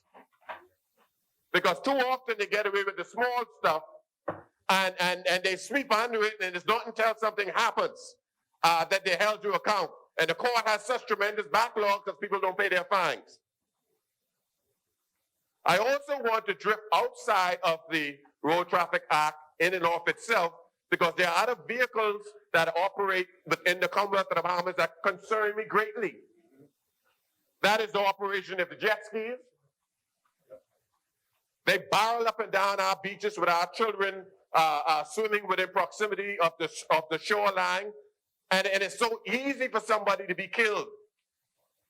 They would see children or even tourists or anybody wading in the water and swimming, and just to show their egos and their skills, they bring the jet skis in close proximity, doing their water dances and putting people at risk. Daily, I see even boaters, how they operate within proximity to shorelines, in our inlets and even in our harbor, throttling their engines to the max, putting people at risk, putting property at risk, causing erosion damage, and et cetera, et cetera. There is so much slack things that are going on, and even potentially further. Just drifting very, very far, because potentially we may even have to get to the point where we have to even regulate drones, because they can become hazards, not only to airports and planes that are flying, but even to people's privacy. So what I'm simply saying that these things are very, very important. And I am glad that we're adding more gravity and more penalty and more deterrence. Yes, we can always do more, but this day represents a start to something that should have been done a long time ago, that this administration is sending the word out loudly and strongly that though every life matters, and that you are responsible for the operation of your vehicle. So again, to all of us, your car is just not your thing. Your car is not just your bling. Your car can be a tool, or your car could be a weapon. The difference between that is what's between your head. Because as you think and what you do impairs your operation. When you drive down that road, let us imagine us driving through a family reunion. Not strangers, not people who are of no consequence, but our sons and our daughters. And I would hope that every year, by the grace of God, we could reduce not only the deaths, but the harm, the agony that is caused to our people, our children, as a result of reckless operation of motor vehicles on our streets. So again, I commend us for what we are doing. I commend even the opposition for their bipartisan support, because this is something that simply must be done. In closing, Mr. Speaker, And I noticed I have something marked here in orange, and it reminds me what I'm wearing. I woke up this morning, Mr. Speaker, and I seldom do anything randomly, and I put on this orange because it was on my mind. In this House of Assembly the other day, we had the women in here, and that day we were celebrating violence against women. And they pinned an orange on everyone. And, you know, Mr. Speaker, looking at the struggle of our Minister of Health and dealing with fake news as it relates to this coronavirus, and looking at the recklessness of how people communicate, especially in social media and even on our radio station, caused me this morning to wake up with a bit of anxiety, especially for our females. Too much in social media, we have been assassinating each other. We've been assassinating a character of women. I saw, I think it was last year, they assassinated the character of a female at the Guardian. Then I saw later this year, they assassinate the character of a female at ZNS. At ZNS. Let me show you something, you know. I may be a lot of things, but I'm man. And I believe that men are custodian of feminine dignity. I get angry when I see reckless people feel that they can just go ahead and defame people. And I believe somewhere along the line, as quickly as we can, we do have to bring to this House whatever measures we need to protect people. I would rather see, and I don't support theft, but I'd rather see someone steal something than to steal somebody's name. Because God told me that a good name is better than riches. The name of a person is all you have. It is reckless for me to go out there and say on Facebook, because I feel angry about something, that John has AIDS, and then laugh and say, I apologize for it. And that goes out there for life. It is reckless out there when I listen to our broadcasters and I listen to the talk shows, and they can look and say, somebody lied. Where's your proof? Where's your evidence? Where they defame? And we have a problem with allowing this to go on so much that has become a culture of character assassination. And the very same people who do it can't take it when somebody do it to them. That day, I remembered the last time when they attacked a lady at ZNS, and it hurt me when they attacked the one at Guardian. And it hurts me when I see it. I was very, very, very angry. And I don't have to be a woman to stand up against it. We see what's going on at NIGAD Key. We've been hearing those whispers all the time. And I can stand to say, I don't care if you're PLP, if you're FNM, if you're DNA, all of you are be damned who've been doing these kind of things to our young ladies. I can say something to you, Mr. Speaker. When I was a little boy, I remembered a family member got sexually assaulted by a person. And I remembered that person's name. I was a little boy. See, children, you think children forget. I remember that person's name. And I see that person today, a reputable person. And from that day, I said, I would never take a certain stand. I would never do this. I will never operate against a woman. Listen here, my mom is strong, and I've never seen my dad hit my mom, even though sometimes I say, boy, mommy's carry you hard. There's something built within me that as a man, you have a duty of care. I have daughters out there that's around there. In my lifetime, there have been times in the transportation industry where you have seen persons who have been victimized by drivers.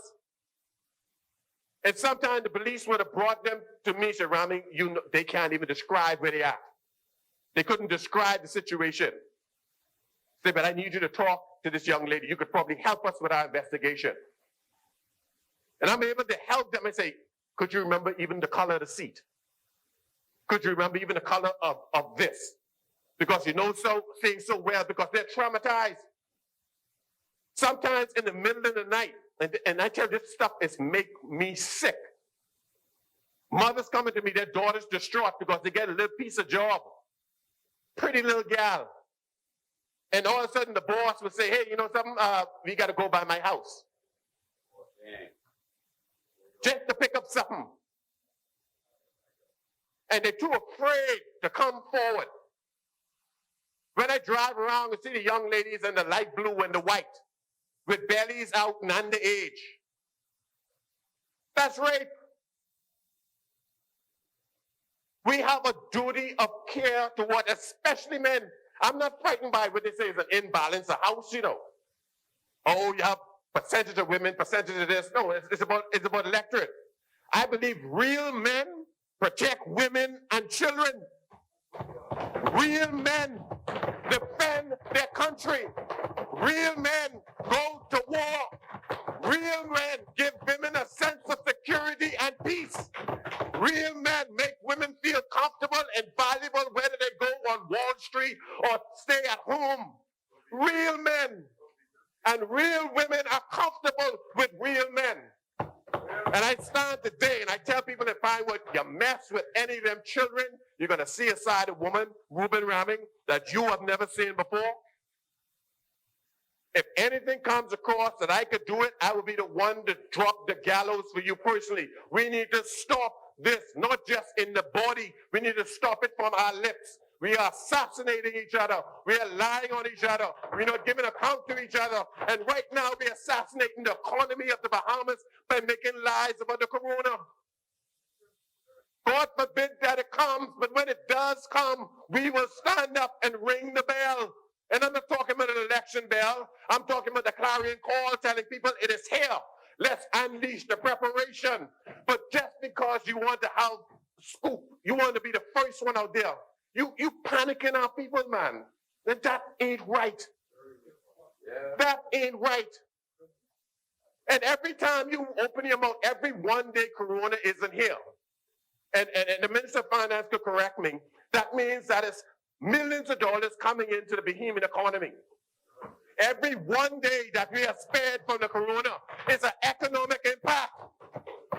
One day at a time. Every one day, I can say that every single day that the Bahamas is not in the international news as having that disease keeps our economy one day stronger.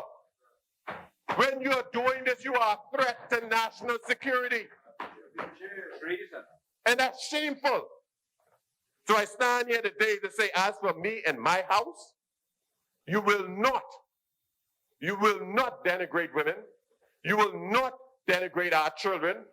You will not defame this country.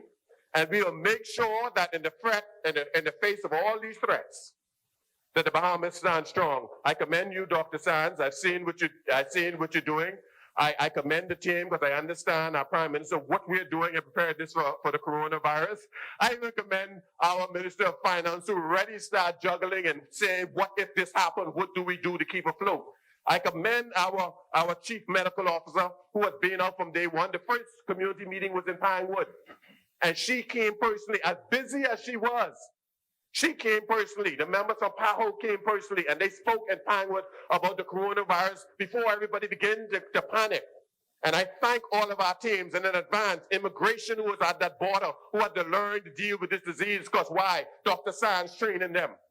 All of those persons around, I want to thank you. And let us all be responsible. If you think you have it, protect your nation and stay over there. No, it's serious. This is about us. This is about us because we cannot afford it in the Commonwealth of the Bahamas. And I thank God for sparing us thus far. With that, Mr. Speaker, I rest.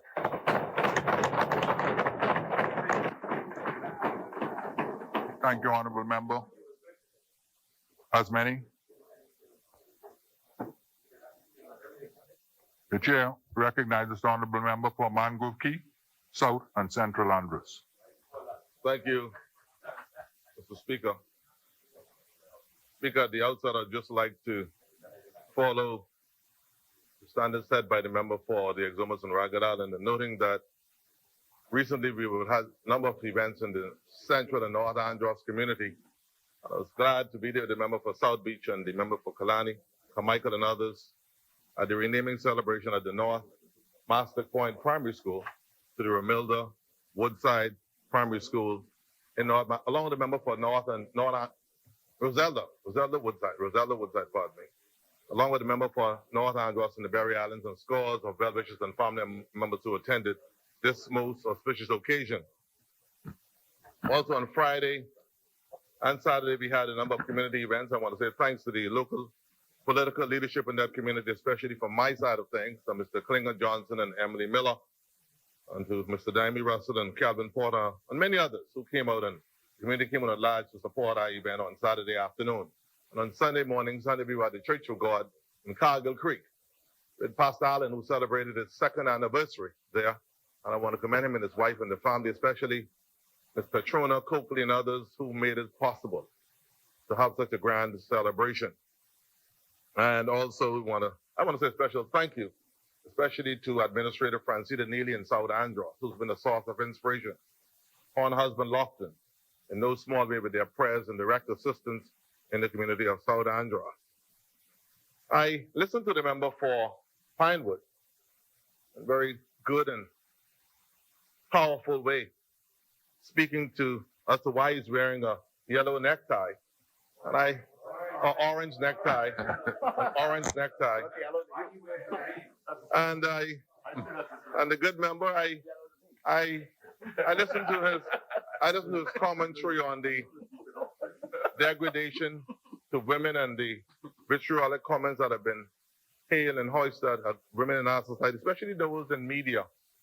But I also wish the member for Pinewood would have also included our good friend and colleague, Ms. Shanique Miller, who was also not given the benefit of the doubt amidst all these other events that would have unfolded in broadcasting, to also be given an extension.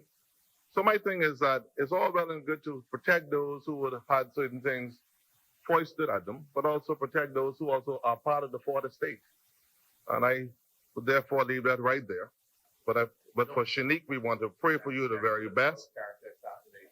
And so therefore, we hope that you would also continue to work hard and continue success as a media professional in our society. And to speak on behalf of the good people of Mangrove Key South and Central Andros, I started to make very brief comments on this road traffic amendment bill for 2019. It's a very timely one. And the purpose of the amendments occasioned by this bill is to remove the perception that road traffic death offenses, and the cause of reckless driving or dangerous driving is no different or no less important to family members or to the family of killings than those who were died intentionally due to killings. So therefore, the naming or the renaming of this line of manslaughter to vehicular manslaughter is a very commendable gesture by the government. This is what progressive societies are doing worldwide. And so therefore, the perception that a road traffic death is of a lesser variety to other unintentional killings is supported by lesser penalties imposed by the law for conviction of that offense as compared to other homicide offenses is one that we need to do with in our society. I know the bill is cognizant of the fact that the fault on the part of the driver or the impact of death on loved ones can really stand to see little distinction between road deaths and the other unintentional killings. As far as naming people go, once that person is dead, they're dead. And therefore, wanton disregard for people's lives is a major concern on our streets. Mr. Speaker, too many persons, especially young people, are not respecting other drivers on our streets. And as we traverse our streets in New Providence in particular, and now we're seeing it in our family islands, there have been many concerns that have been expressed over the more recent years. Clause 2 of the bill replaces Section 44 of the Principal Act and creates the offense of vehicular manslaughter by looking at reckless driving, wherein a person who is driving in a reckless manner, and it has been found that due to willful or wanton disregard to the safety of others, this person could be convicted, and we've heard others speak about the penalties.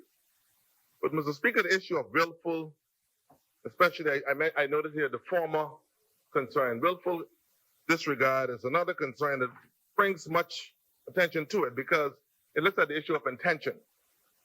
And whether these intentions were direct or oblique intention could be up for much discussion. The fact of the matter is that the person is dead. And the fact that the case could be triable by a bill of indictment, the penalty of imprisonment could not exceed 15 years is another discussion. It's a good sign, because there's been much discussion about persons who have been killed on our streets due to persons driving recklessly, and nothing much has been done. Bahamian people have become upset about these incidents.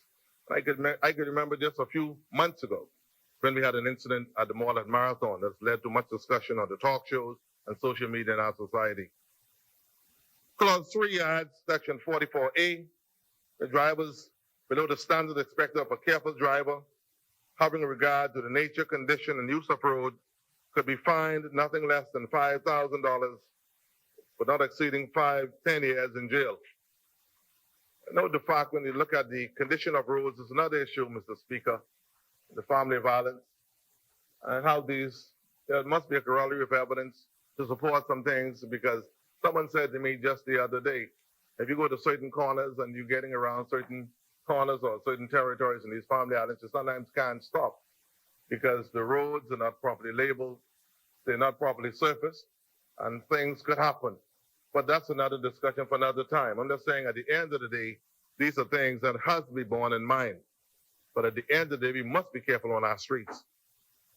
Clause 344B speaks that drivers under the influence of drugs or alcohol who are deemed unfit to drive a vehicle could lead to up to 10 years imprisonment. And I must say that we know the fact of drugs and alcohol. There's been much of an emotive discussion going on in our country about the Marijuana Commission and the usage of marijuana, recreational uses, and how much should be allowed for personal usage. Much has been said about it on the talk shows, the list goes on. But I'm looking forward to a frank and forthright discussion being involved therein, and being a part of it all, being involved therein, Mr. Speaker. But we've seen the deleterious effect of alcohol and its impact on our streets as Bahamians drive many times in a drunken state. It has left us all less safe in our society, Mr. Speaker. Driving without seat belts is a big issue. Unlicensed, disqualified, or uninsured drivers has been a big issue. You heard the member for Exuma mention the fact that up to some 30% of the drivers on our streets are not insured.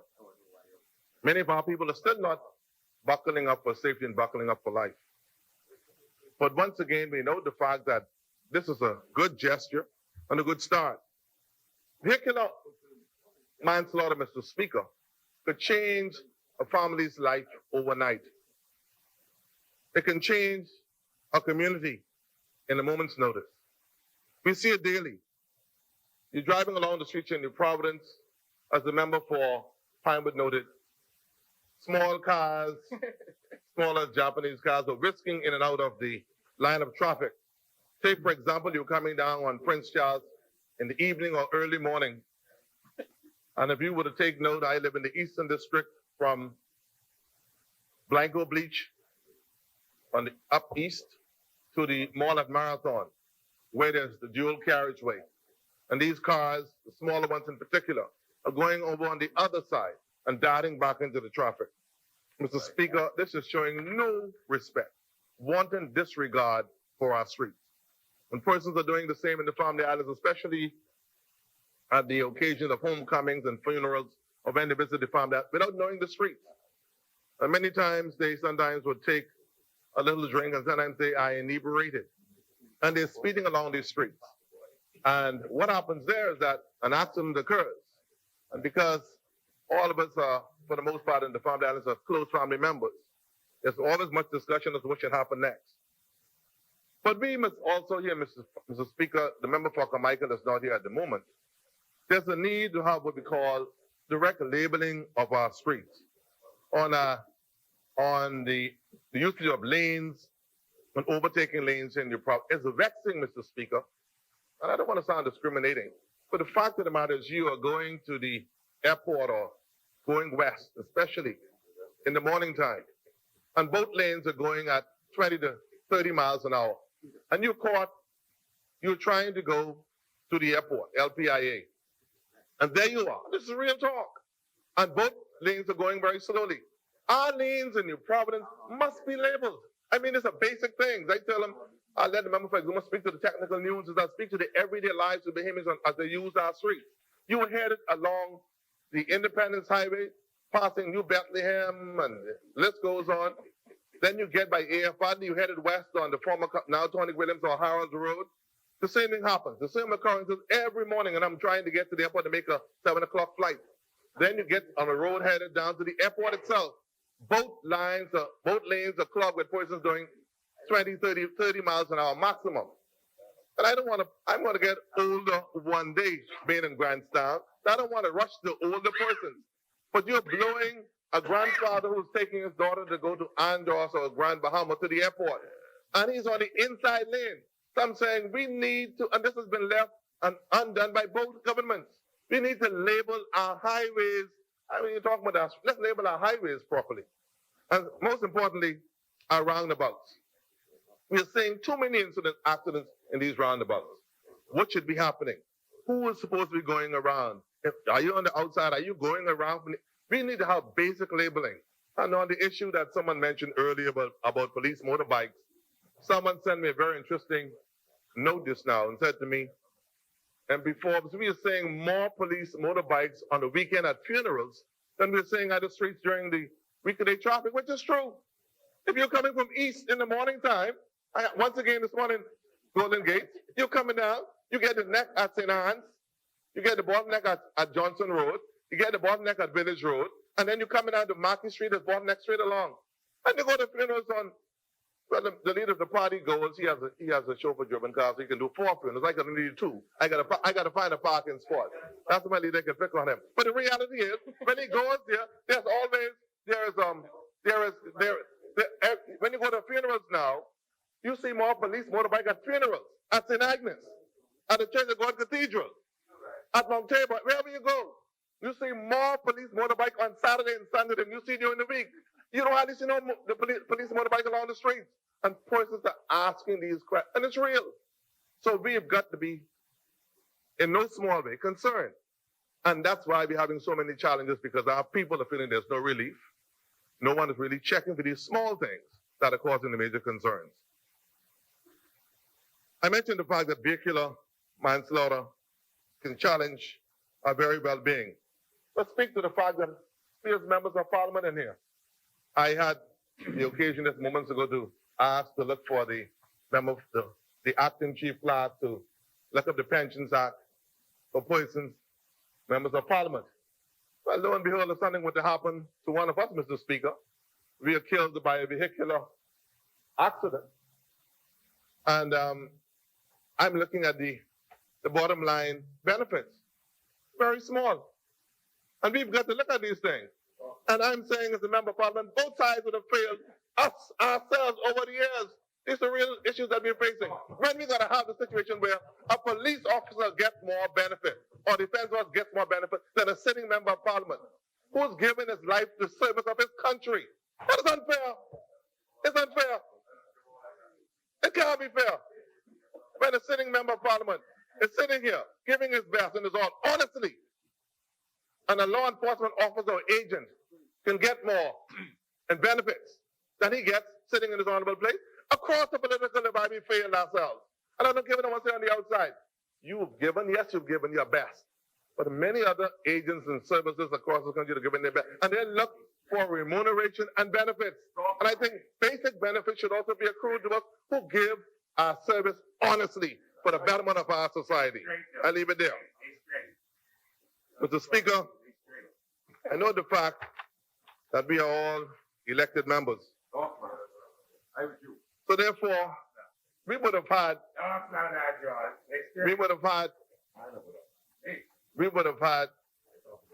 over the years vehicular accidents in our community. We look at Mangrove Key, for example, where a good colleague of mine, and one who took me on the boat, I was very comfortable with, the late Roosevelt Saraming, and others recently, and we had to develop on the unfortunate passing of Miss Virginia Marshall in Central Andros. And I think in the enumeration by the member for Bamboo Town, he noted that Andros, I think, was 3rd or 4th and among the persons who would have lost their lives due to vehicular incidents on our streets in the Family Islands. But for the grace of God, go many of us. And I'm saying that this also then coincides with the issue of clinic and basic ambulatory care in our Family Islands. If you were to have a major incident or accident in Mangrove Key, for example, I'm just saying, there's still not the Mangrove Key clinic that has been repaired. The people in Mangrove Key are still very concerned about it. So you could have the loss of life, but there also could be those who, many persons could be hurt, who are maybe bleeding or in an unconscious state as we await the arrival of some ambulance or air ambulance from New Providence. And it can be any number of persons who could be impacted. And I must say that Ms. Sherelle Saunders in Mangrove Key, Bamboo Town, one of your leading people, has been very concerned about the work recommencing in Mangrove Key. But I have people on my side who would also contact my leader, like Garnet Bullard and George Clark and others who have been very concerned about the developments there, about the clinic in Mangrove Key. And so we ask, these things must go hand in hand, because if you are looking at road traffic and the implications that it would have when accidents occur in these family violence, we must also then look at the extension or the existential incidents and occurrence that also has implications for the wider community. Persons could bleed to death, they can't get basic supplies, and also they can't get basic care many times in these farmlands because no clinic is available in a meaningful way. I must say that jail time is another issue, but at the end of the day, the loss of a family member is something that cannot see real compensatory benefits to persons when they're mourning, and many times they don't see it in no way being enough for what they would have lost and the person would have been killed due to vehicular manslaughter. Apostle Dorinda Dane continues to ask about it daily. When are we going to have an ambulance in Central Andros? We don't have any ambulance, for example, in Mangrove Key nor South Andros. Mr. Speaker, we should not be at the stage where in the Family Islands, we still have to have what we call cookouts, selling fritters and chicken and everything else, and having concerts to raise money along with some second home owner to get what we call ambulance and basics in these Family Islands. When we can have 3 and 4 coming in Nassau, and they can have new ones in New Providence, and we got to go try to find money to have ambulance in the Family Islands. We all are part of the Bahamian fabric. And for both sides, over the years, the Family Islands have been left in the lurch when it comes to basic ambulatory care. It is a basic thing that we must work on across the board politically. And all governments have failed these Family Islands in that regard.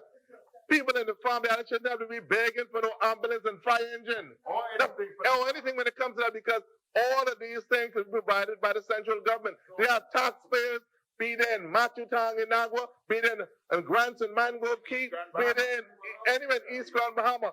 They should have the basics the same way you have in town, they should have in the Family Islands. I am tired of people in the Family Islands having to go and beg and ask some second homeowner to help them out. It should not be happening. Mr. Speaker, generally, the member for Bamboo Town laid a very good framework this morning. But I know the fact that road traffic officers, like administrators complex, are generally in need of extension and upgrading. And I haven't laid it all at his feet. These been happening over the years. And I wouldn't put it on him. He's a young champion. He can take a lot of blows, but I wouldn't put that on him totally. The fact of the matter is that I got calls this morning about the conditions that road traffic officials are working in. They're pretty crammed and challenged. And also the equipments are many times not working, and they got to send to Nassau to get basic things. And he understands it. I don't have to lay that on him. But it isn't. These are things that we didn't take care of over the years. I mean, I was finding a way to fix it. We've got to come together and fix it, Bamboo Town. Well, they don't have to be. We don't have to be coming to Nassau for basic things and for paper and for printers for the road. These different officials in these Family Island administrators block. We need to extend them, improve them, and make sure basic amenities are in place for our people in the Family Islands to work in a certain standard. Like remember for North Abaco, I envy him in a good way. He has a beautiful complex in North Abaco, and there's a certain man who built a nice place for him and left it there, and he's now the beneficiary. and he had the same language you say like this, you know. He said like this, he said, some would sow and some would reap. That's what he said. Some would sow. And Christy, some would reap. And so therefore, I know the fact that he's the beneficiary of that reaping, you know. So I'm saying I envy you in a good way. I'm hoping for the day when we can have the same kind of repair in the new complex in South Andhra, extended work in Mangrove Key, the same in Fresh Creek on top of the hill. We have all the land there. Let's make these family island communities amenable and attractive for people to go back to. People don't want to leave town to go back to look worse than they look in town, man.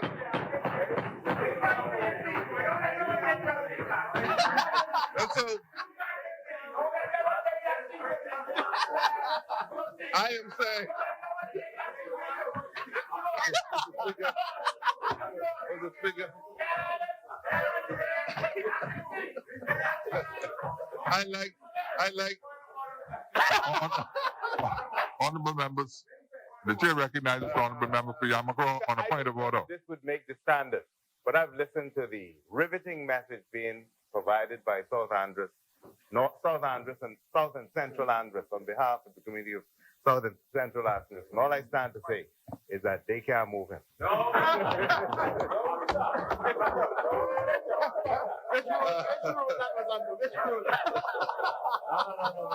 Boy, Mr. Speaker. The chair recognizes the honorable member for Mangrove Key, South and Central Andrus. Oh boy, I don't know. I don't know why I thank you for the support by MP, but I don't know why you get involved in our business like that. Why do you look like that? Thank you for your support anyhow. I know how these things go. Mr. Speaker, I know the fact that, Mr. Speaker, the fact of the matter is though, the loss of a father who's a contractor, a pastor, a mechanic, or just a good, decent citizen hurts a family. A mother who's a teacher, a homemaker, a good Sunday school teacher, a nurse, maybe a doctor, a community builder, her loss totally impacts communities. Or that child who's worked real hard, a great prospect of life, as we saw with Ms. Marshall once again in Central Andhra, in Small Hope recently, impacts our community. Mr. Speaker, as I'm about to take my seat, road usage and citizens protection is critical going forward in our society in the 21st century and beyond. Like the late Bill Bain would have said for many years on ZNS radio, we must all drive to arrive alive. Road safety is our business. Mr. Speaker, it's against that backdrop.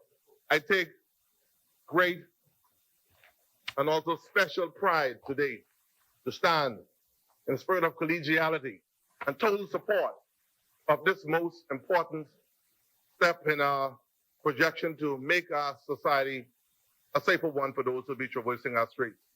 And once again, I call on the government, as we as members of Her Majesty's Loyal Opposition, to cognizant of the fact that we could do things together to make our society and family islands better. We need the roads. We need the clinics. We need to improve government complexes. We need to improve facilities for local and road traffic officials to work within.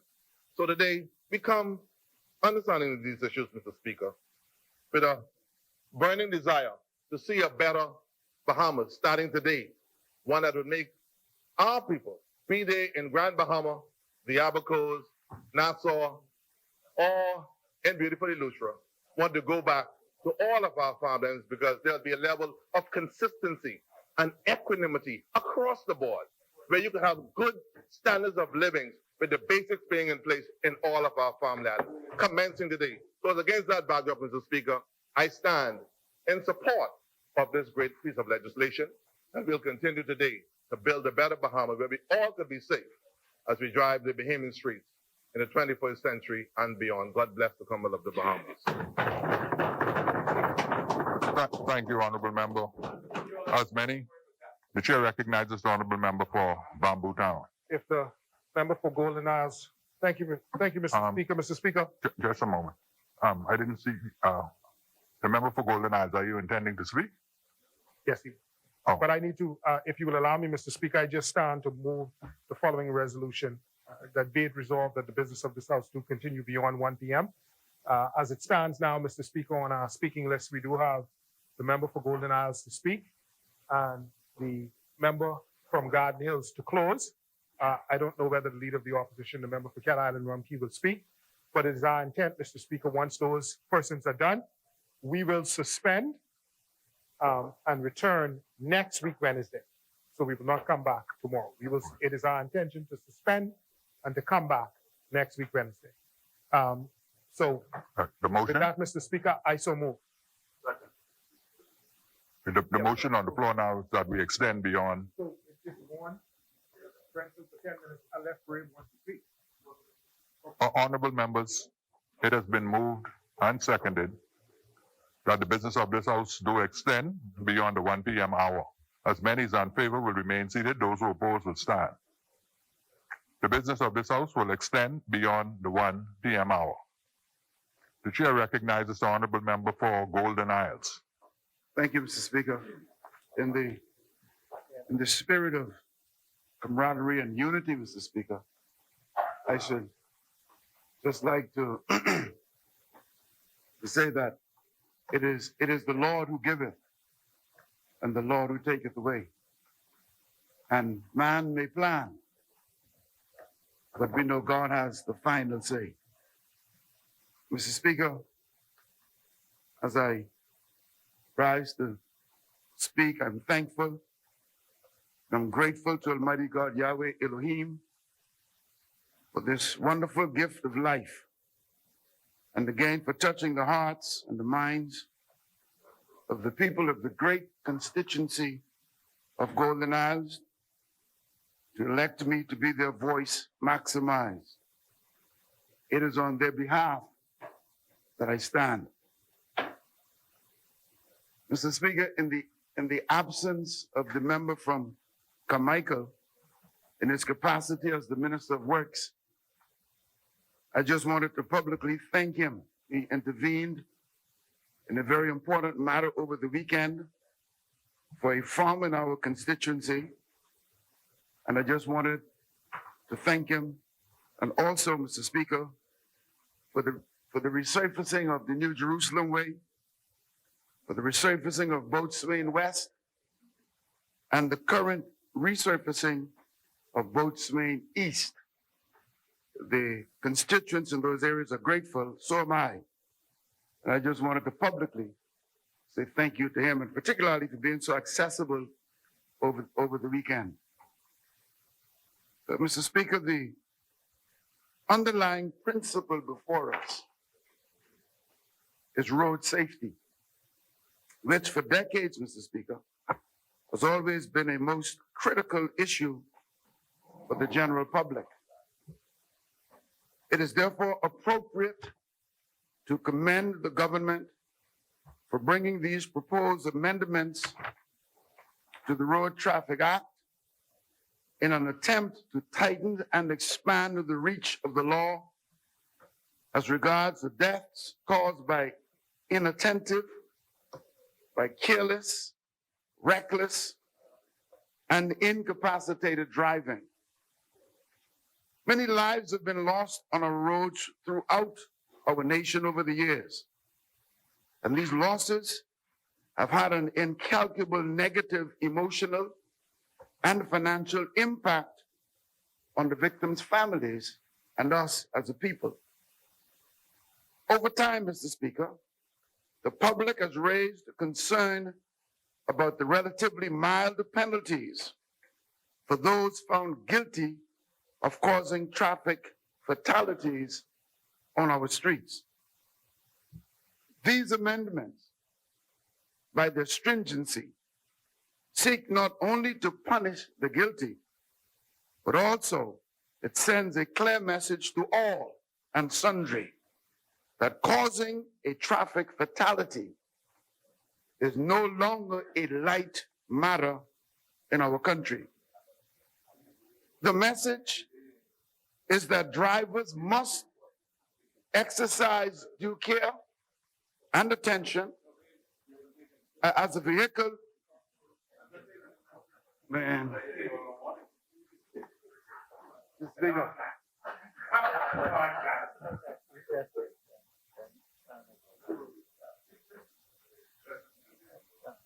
Honorable member for Golden Eye. Thank you, Mr. Speaker. Mr. Speaker, over time, the public has raised concern about the relatively mild penalties, as I stated earlier, for those found guilty of causing traffic fatalities on our streets. And certainly,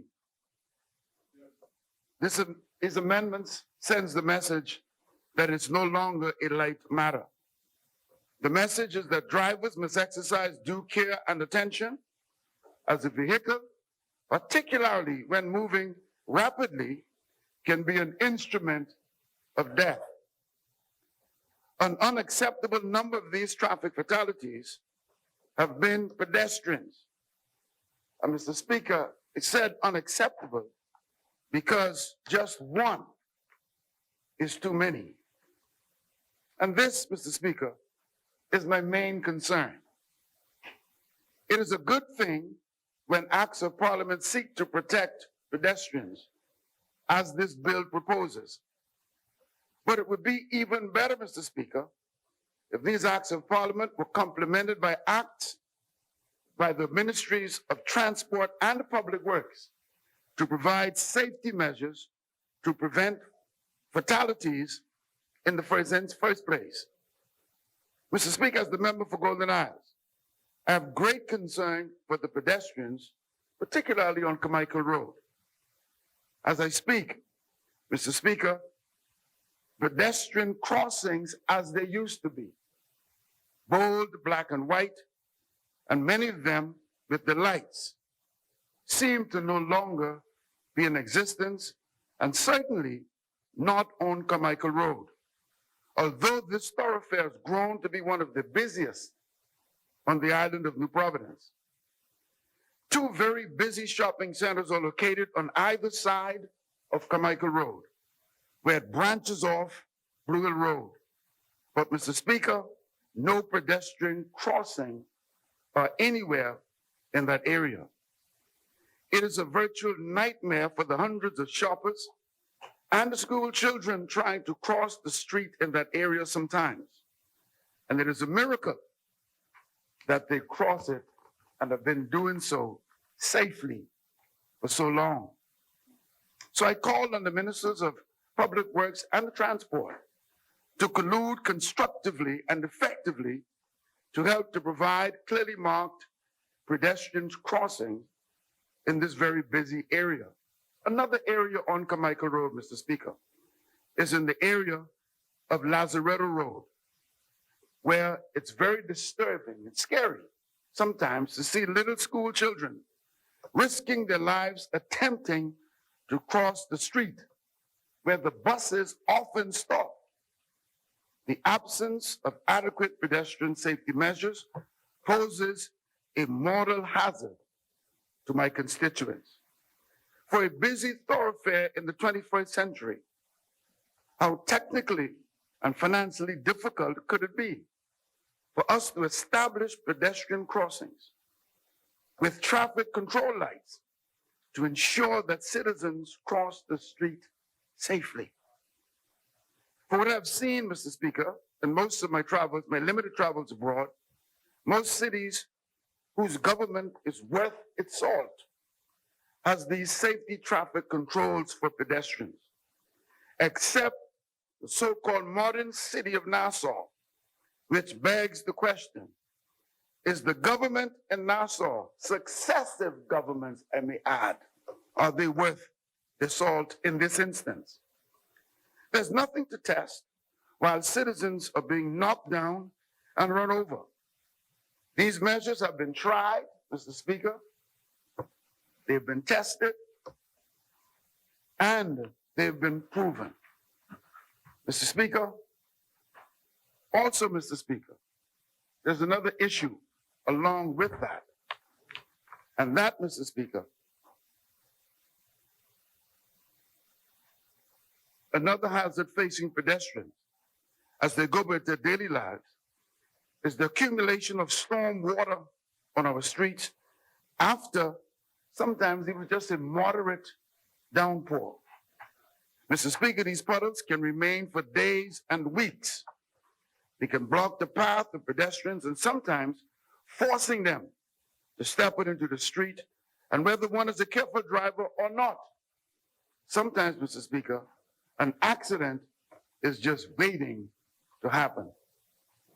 The provision of an effective drainage system on our streets has always been an abysmal failure for successive governments. But how difficult must it be to map these low-lying areas, and provide adequate drainage? Improper maintenance of road verges, causing pedestrians to step into the street to avoid overhanging vegetation sometimes, is another hazard in Golden Isles, particularly since it's a more rural area. Not only in my constituency, Mr. Speaker, but all over this island, the cases of sometimes poor road construction and maintenance poses a hazard to motorists and the pedestrians alike. And sometimes, Mr. Speaker, and for instance, the area of the Eastern Parade, where there used to be a big tree there, and to the point where it was so close to the road that it was like an accident again, just waiting to happen. Why have these dangers not been removed? In the case of the big trees, Mr. Speaker, we need to cut them down and save lives. There is much more that can be said, but I hope motorists get the message that's being sent by these amendments. And again, I wish to commend the government, and I hope that the message is taken seriously, because the message is clear. The desire is to make our roads safe to the best of their ability. And to all motorists, as the member for Central and South Andrews said, drive to arrive alive. The life you save may be your very own. Mr. Speaker, just as I close, there's something very disturbing occurred this week. As I said 2 sittings ago in the House, in respect of the immigration situation in our country, it is the most pressing, vexing, and challenging issue. And it is an issue that undergirds all other issues, from education to healthcare, social services, environment, even our national security. Mr. Speaker, all or most of us either saw or heard the video that went viral with the legal immigrant apparently married to a Bahamian woman who spoke in such a condescending, such a demeaning, such an arrogant, insulting, disrespectful, and disparaging manner to and about Bahamians. And Mr. Speaker, he had the nerve to conclude his remarks by saying foreigners rule in the Bahamas. It disturbed many. The talk shows focused on it for a while. The outcries by Bahamians were evident and obvious. Mr. Speaker, this has given me cause for serious concern regarding the views that some foreigners espouse publicly about us in our country. Remember the former executive from RBC? Mr. Speaker, remember the BTC CEO who did likewise? It seems as if there's the level of respect or the level of regard for Bahamians leaves a lot to be questioned, Mr. Speaker. And then, Mr. Speaker, the issue, a hot button issue in our country, this issue of this parcel of land on the western side of Paradise Island that one Toby Smith is claiming that he has documents signed and sealed for, and now says seemingly that he has been told that the paper it's not worth the paper that it's been written on. A Bahamian, Mr. Speaker. A Bahamian. So the question is, if we do not respect ourselves to that extent, then why should others respect us? There's another pressing issue, Mr. Speaker. One Prescott Smith, who has been granted crown land by the cabinet of the Bahamas on 2 occasions. Blue Hole Marina Limited and Andros Island Fuels Limited, Mr. Speaker. And now the struggle is for him, apparently, Mr. Speaker, to develop property that he has been granted. Mr. Speaker, I'm told, I've been reliably informed and believe that now the struggle is on for Morgan's Bluff in North Andros. Bring it on, Governor. But I wish to say to the Androsians to stand strong. Too many of our lands, our good lands, the best of our lands, Bring it on, Governor. are falling into the hands of foreigners and elite Bahamians, I'm told. Mr. Speaker, the activating and the restructuring of the Sovereign Wealth Fund, the economic empowerment arm for the average Bahamian, Mr. Speaker, especially since we are on the verge of exploring for oil, and we expect to discover a minimum of 1 billion barrels of oil. And it is said it would create a paradigm shift in our country. My only concern, Mr. Speaker, is paradigm shift for who? That's my concern. Mr. Speaker, and in the future, we will see. Because 12.5% of the royalties are mere pittance. Mere pittance. Absolutely mere pittance. So it has to. I will wait and see, Mr. Speaker. And Mr. Speaker, but I conclude, and I say as I've said, God is fair, but life is not. You only get out of life what you fight for. End quote. At one point, Mr. Speaker, the gains and the progress that were made in this country were made because Bahamians stood up.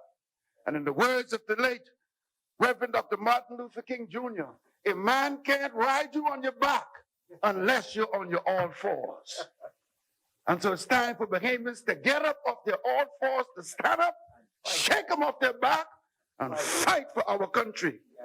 I wish to paraphrase the founding father of our nation, the late Sir Lyndon Oscar Pinley, who said, and I quote, "If you are not willing to fight for your country, then you do not deserve to have it."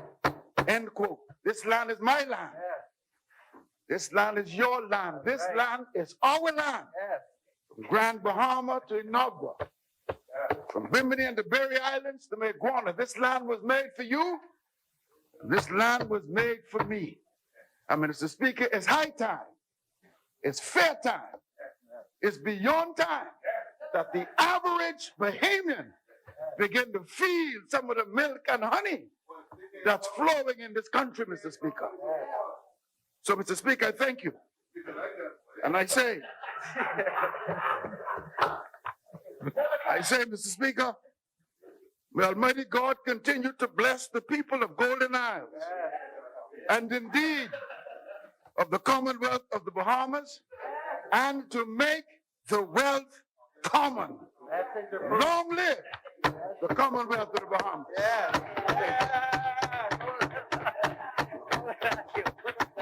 Thank you, Honorable Member. As many, the chair recognizes the Honorable Member for Yamakro. Mr. Speaker, I just stand, I've listened to the riveting contributions made by the member of Golden Isles, sorry about that, Golden Isles. And I think it is fitting and incumbent upon myself as Minister of Immigration to let the country know that that we invite all to come to the Bahamas, to the sovereign and democratic country. We only want fit and proper persons here, but that there is, and I've said it before, there's a certain level of socio-political involvement that's only designed for Bahamians. And there's a certain level of activity that we discourage from Bahamians from involving themselves in, and other people's country. And so the matter, and he had spoken, I should have gotten up early, the matter for which he addressed with the gentleman from Jamaica is now before the court. And is a matter at this stage, I think that because it's sub judice, that we should have very little to say about. But we do take these matters very seriously. And I would advise persons that if you're not a Bahamian, you shouldn't try and vote. If you're not a Bahamian, you shouldn't aspire to be prime minister. And if you're not a Bahamian, you don't set up political parties. And if you're not a Bahamian, there's certain activities that you aren't to even think to involve yourself in. And we advise Bahamians that if you go to someone else's country, don't try vote, don't try that, stay out of their business. And we have a culture that we seek to preserve. And what we say is that we only want persons who want to build, committed to building this country. And if you're not committed to that, whether you be Bahamian, non-national, permanent residents, or workers, there's a way that we will legitimately and tactfully deal with those individuals. So I just want us to be careful as we make mention of that particular situation, and I hope it provides an example for all and sundry how we will deal with matters when things are done that ought not to be done in this country. Thank you, Mr. Speaker. And we have a comprehensive plan. We have a comprehensive plan, Mr. Speaker, for dealing with these matters that's in line and in keeping with international best practices and with the rule of law in the Commonwealth of the Bahamas. Thank you. Thank you, Honorable Member. The Chair recognizes the Honorable Member for Garden Hills. Thank you so much, Mr. Speaker. Mr. Speaker, I'm honored to be here today to speak very briefly. And to close this debate, Mr. Speaker, on this very critical matter, Mr. Speaker. Allow me, Mr. Speaker, just to take a minute to extend condolences to several groups. Firstly, to the family of Mr. Charles Williams, his wife Pauline, and their children, who are all members of the Garden Hills constituency. Charles will be eulogized tomorrow, and I will be there to support his family. Mr. Speaker, I would also like to send condolences on behalf of myself and my family to Reverend Brother Michael Hensley on the passing of his wife Emma, and to say how I was touched by Emma as a member of the Community Holiness Church, and how that family really stabilized our church. Finally, Mr. Speaker, I would wish to extend condolences to the family of Mr. Everett Brown from New Bethlehem Baptist Church. Mr. Brown, who's the son of Otis Brown, my second cousin, although he was a member of the PLP. I said, although he was a member of the PLP, and as a distinguished member of the PLP, I thought that the PLP would have recognized him in this place and have some good words to say to his family. But I extend that I extend condolences to his family on behalf of the Free National Movement, the government of the Bahamas, for his stellar work in the Commonwealth of the Bahamas. Mr. Speaker, I'm very proud to be a member of this team. And I want to commend the Minister of Transport for yet again trailblazing acts in road traffic. Mr. Speaker, it seems as if this burden is always placed on the FNM to make significant improvements to improve the quality of life for ordinary Bahamians. I'm not throwing any scud. I wouldn't throw scud, and I commend both the PLP and the independent members of this house That ain't no train. for supporting this, for Just support. say you can't go. For supporting this wonderful amendment to the Road Traffic Act. And so, Mr. Speaker, as I was saying, I'm very pleased to be a member of this team who is focused on the Road Traffic Department, Mr. Speaker. Beginning early in our term, Mr. Speaker, we focused on year-round licensing, and we all know the horror stories we had when 200,000 vehicles had to be licensed in the month of March, and lines went on for days, Mr. Speaker. We also know how gracious Bahamian people, the Bahamian public was when we transitioned from the paper license to the photograph driver's license. And the Free National Movement thought that this was the best thing for the Bahamian people in keeping with what was happening around the world, and to improving the ease of doing business and to bring Bahamians on the map. Mr. Speaker, we also know of the attempts made by the Free National Movement to stop the leasing of government-owned vehicles, government-owned license plates, taxis and liveries, and so on, Mr. Speaker. Well, nearly 300 vehicles were transitioned to ordinary Bahamians who are paying others hundreds of dollars every month to work and operate. Mr. Speaker, I'm told by the Minister of Transport that he is once again tasked to do just that, and to say to ordinary Bahamians who are leasing, hold on just a little bit longer. Hold on, because the Free National Movement got you on this one. And we will make sure, Mr. Speaker, that persons who are engaged in public transportation don't have to pay individuals for a plate that they could have access to. And so the Minister of Transport, I told him when he said that he was going to do this, I told him, I said, boy, you ain't gonna sleep. You're not gonna sleep. And I told him the story how when I was in control of road traffic and the Prime Minister then announced that we were gonna give plates to persons who were leasing, I could never forget going up to the altar when the pastor called for people who need prayers. I went up for prayers, Mr. Speaker. And the person came right next to me, was standing on the side of me. And before the pastor could finish, he tapped me, he said, listen, I leasing, I need my plate. and God answered his prayer. But I told the Minister of Transport that he's gonna have those kinds of issues. He's gonna hear all kinds of stories. And so, you know, Bahamians are tricky when it comes to things like that.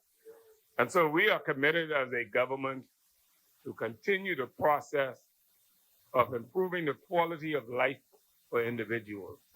We believe strongly in the principle that if the government gives you a plate and all you have to do is buy a car and put that license on the plate to operate, you should not have the right to then go out and lease that plate to individuals and charge them $300 a week or $400 a week. That is fundamentally wrong. And I am informed, and I firmly believe, and I know that the Minister of Transport is committed to make sure that that is done, that we will fix it.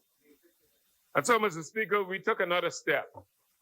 We introduced the whole issue of wearing seat belts because we thought about the safety of individuals while they're in vehicles.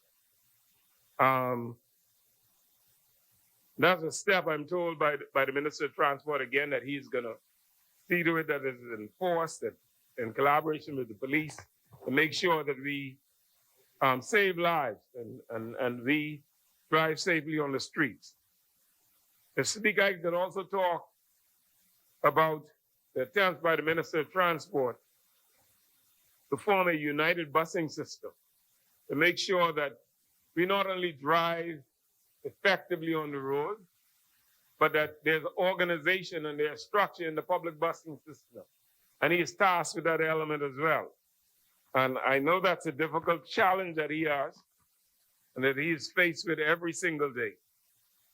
But a couple of weeks ago, he said that the test was being done and the sport was being organized, and he was getting support from many, many bus drivers. Again, a challenge, but an opportunity for the Free National Movement to once again demonstrate to the Bahamas that we are better than what's happening on the streets today. And so today, Mr. Speaker, we take yet another step. We make progress once again in the issue of public transportation, in the issue of public safety, on the whole issue of driving on our streets. And you would have heard the Minister of National Security outline what the police is doing, and I want to commend the police for their great work.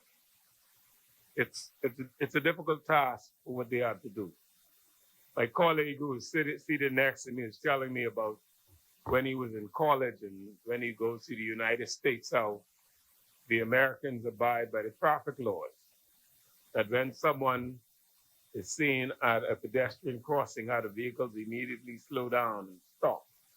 And now in the Bahamas, it's slightly different for the most part. And so, and yes, for a challenge. When we go to the US, we do the same thing. We stop we buckle our seat belts. We stop on the four-way stops. We don't drink and drive.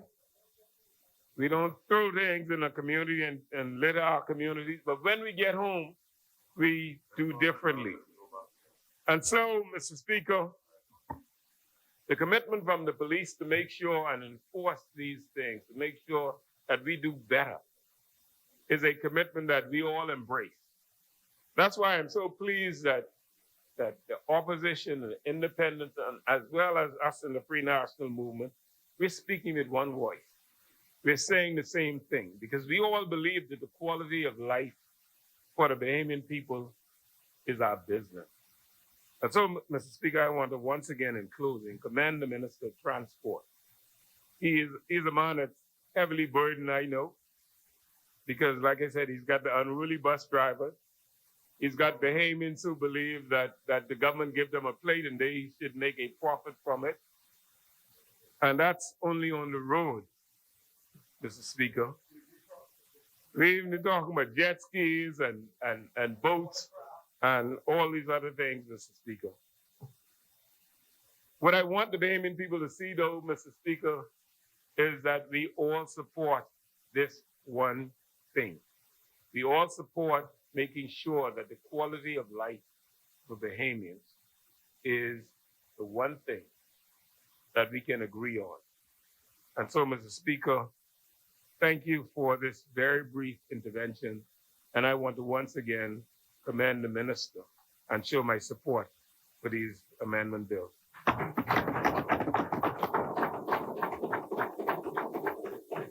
Thank you, honorable members. As many, the chair recognizes the honorable member for Bamboo Town. Mr. Speaker, at this juncture, I do now move that the House suspends until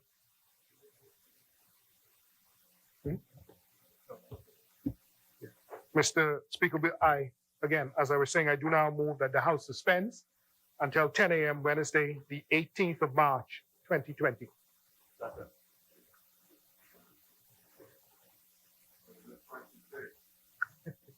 Honorable member, just before I put the motion, let me speak directly to the taxi drivers of Nassau Village.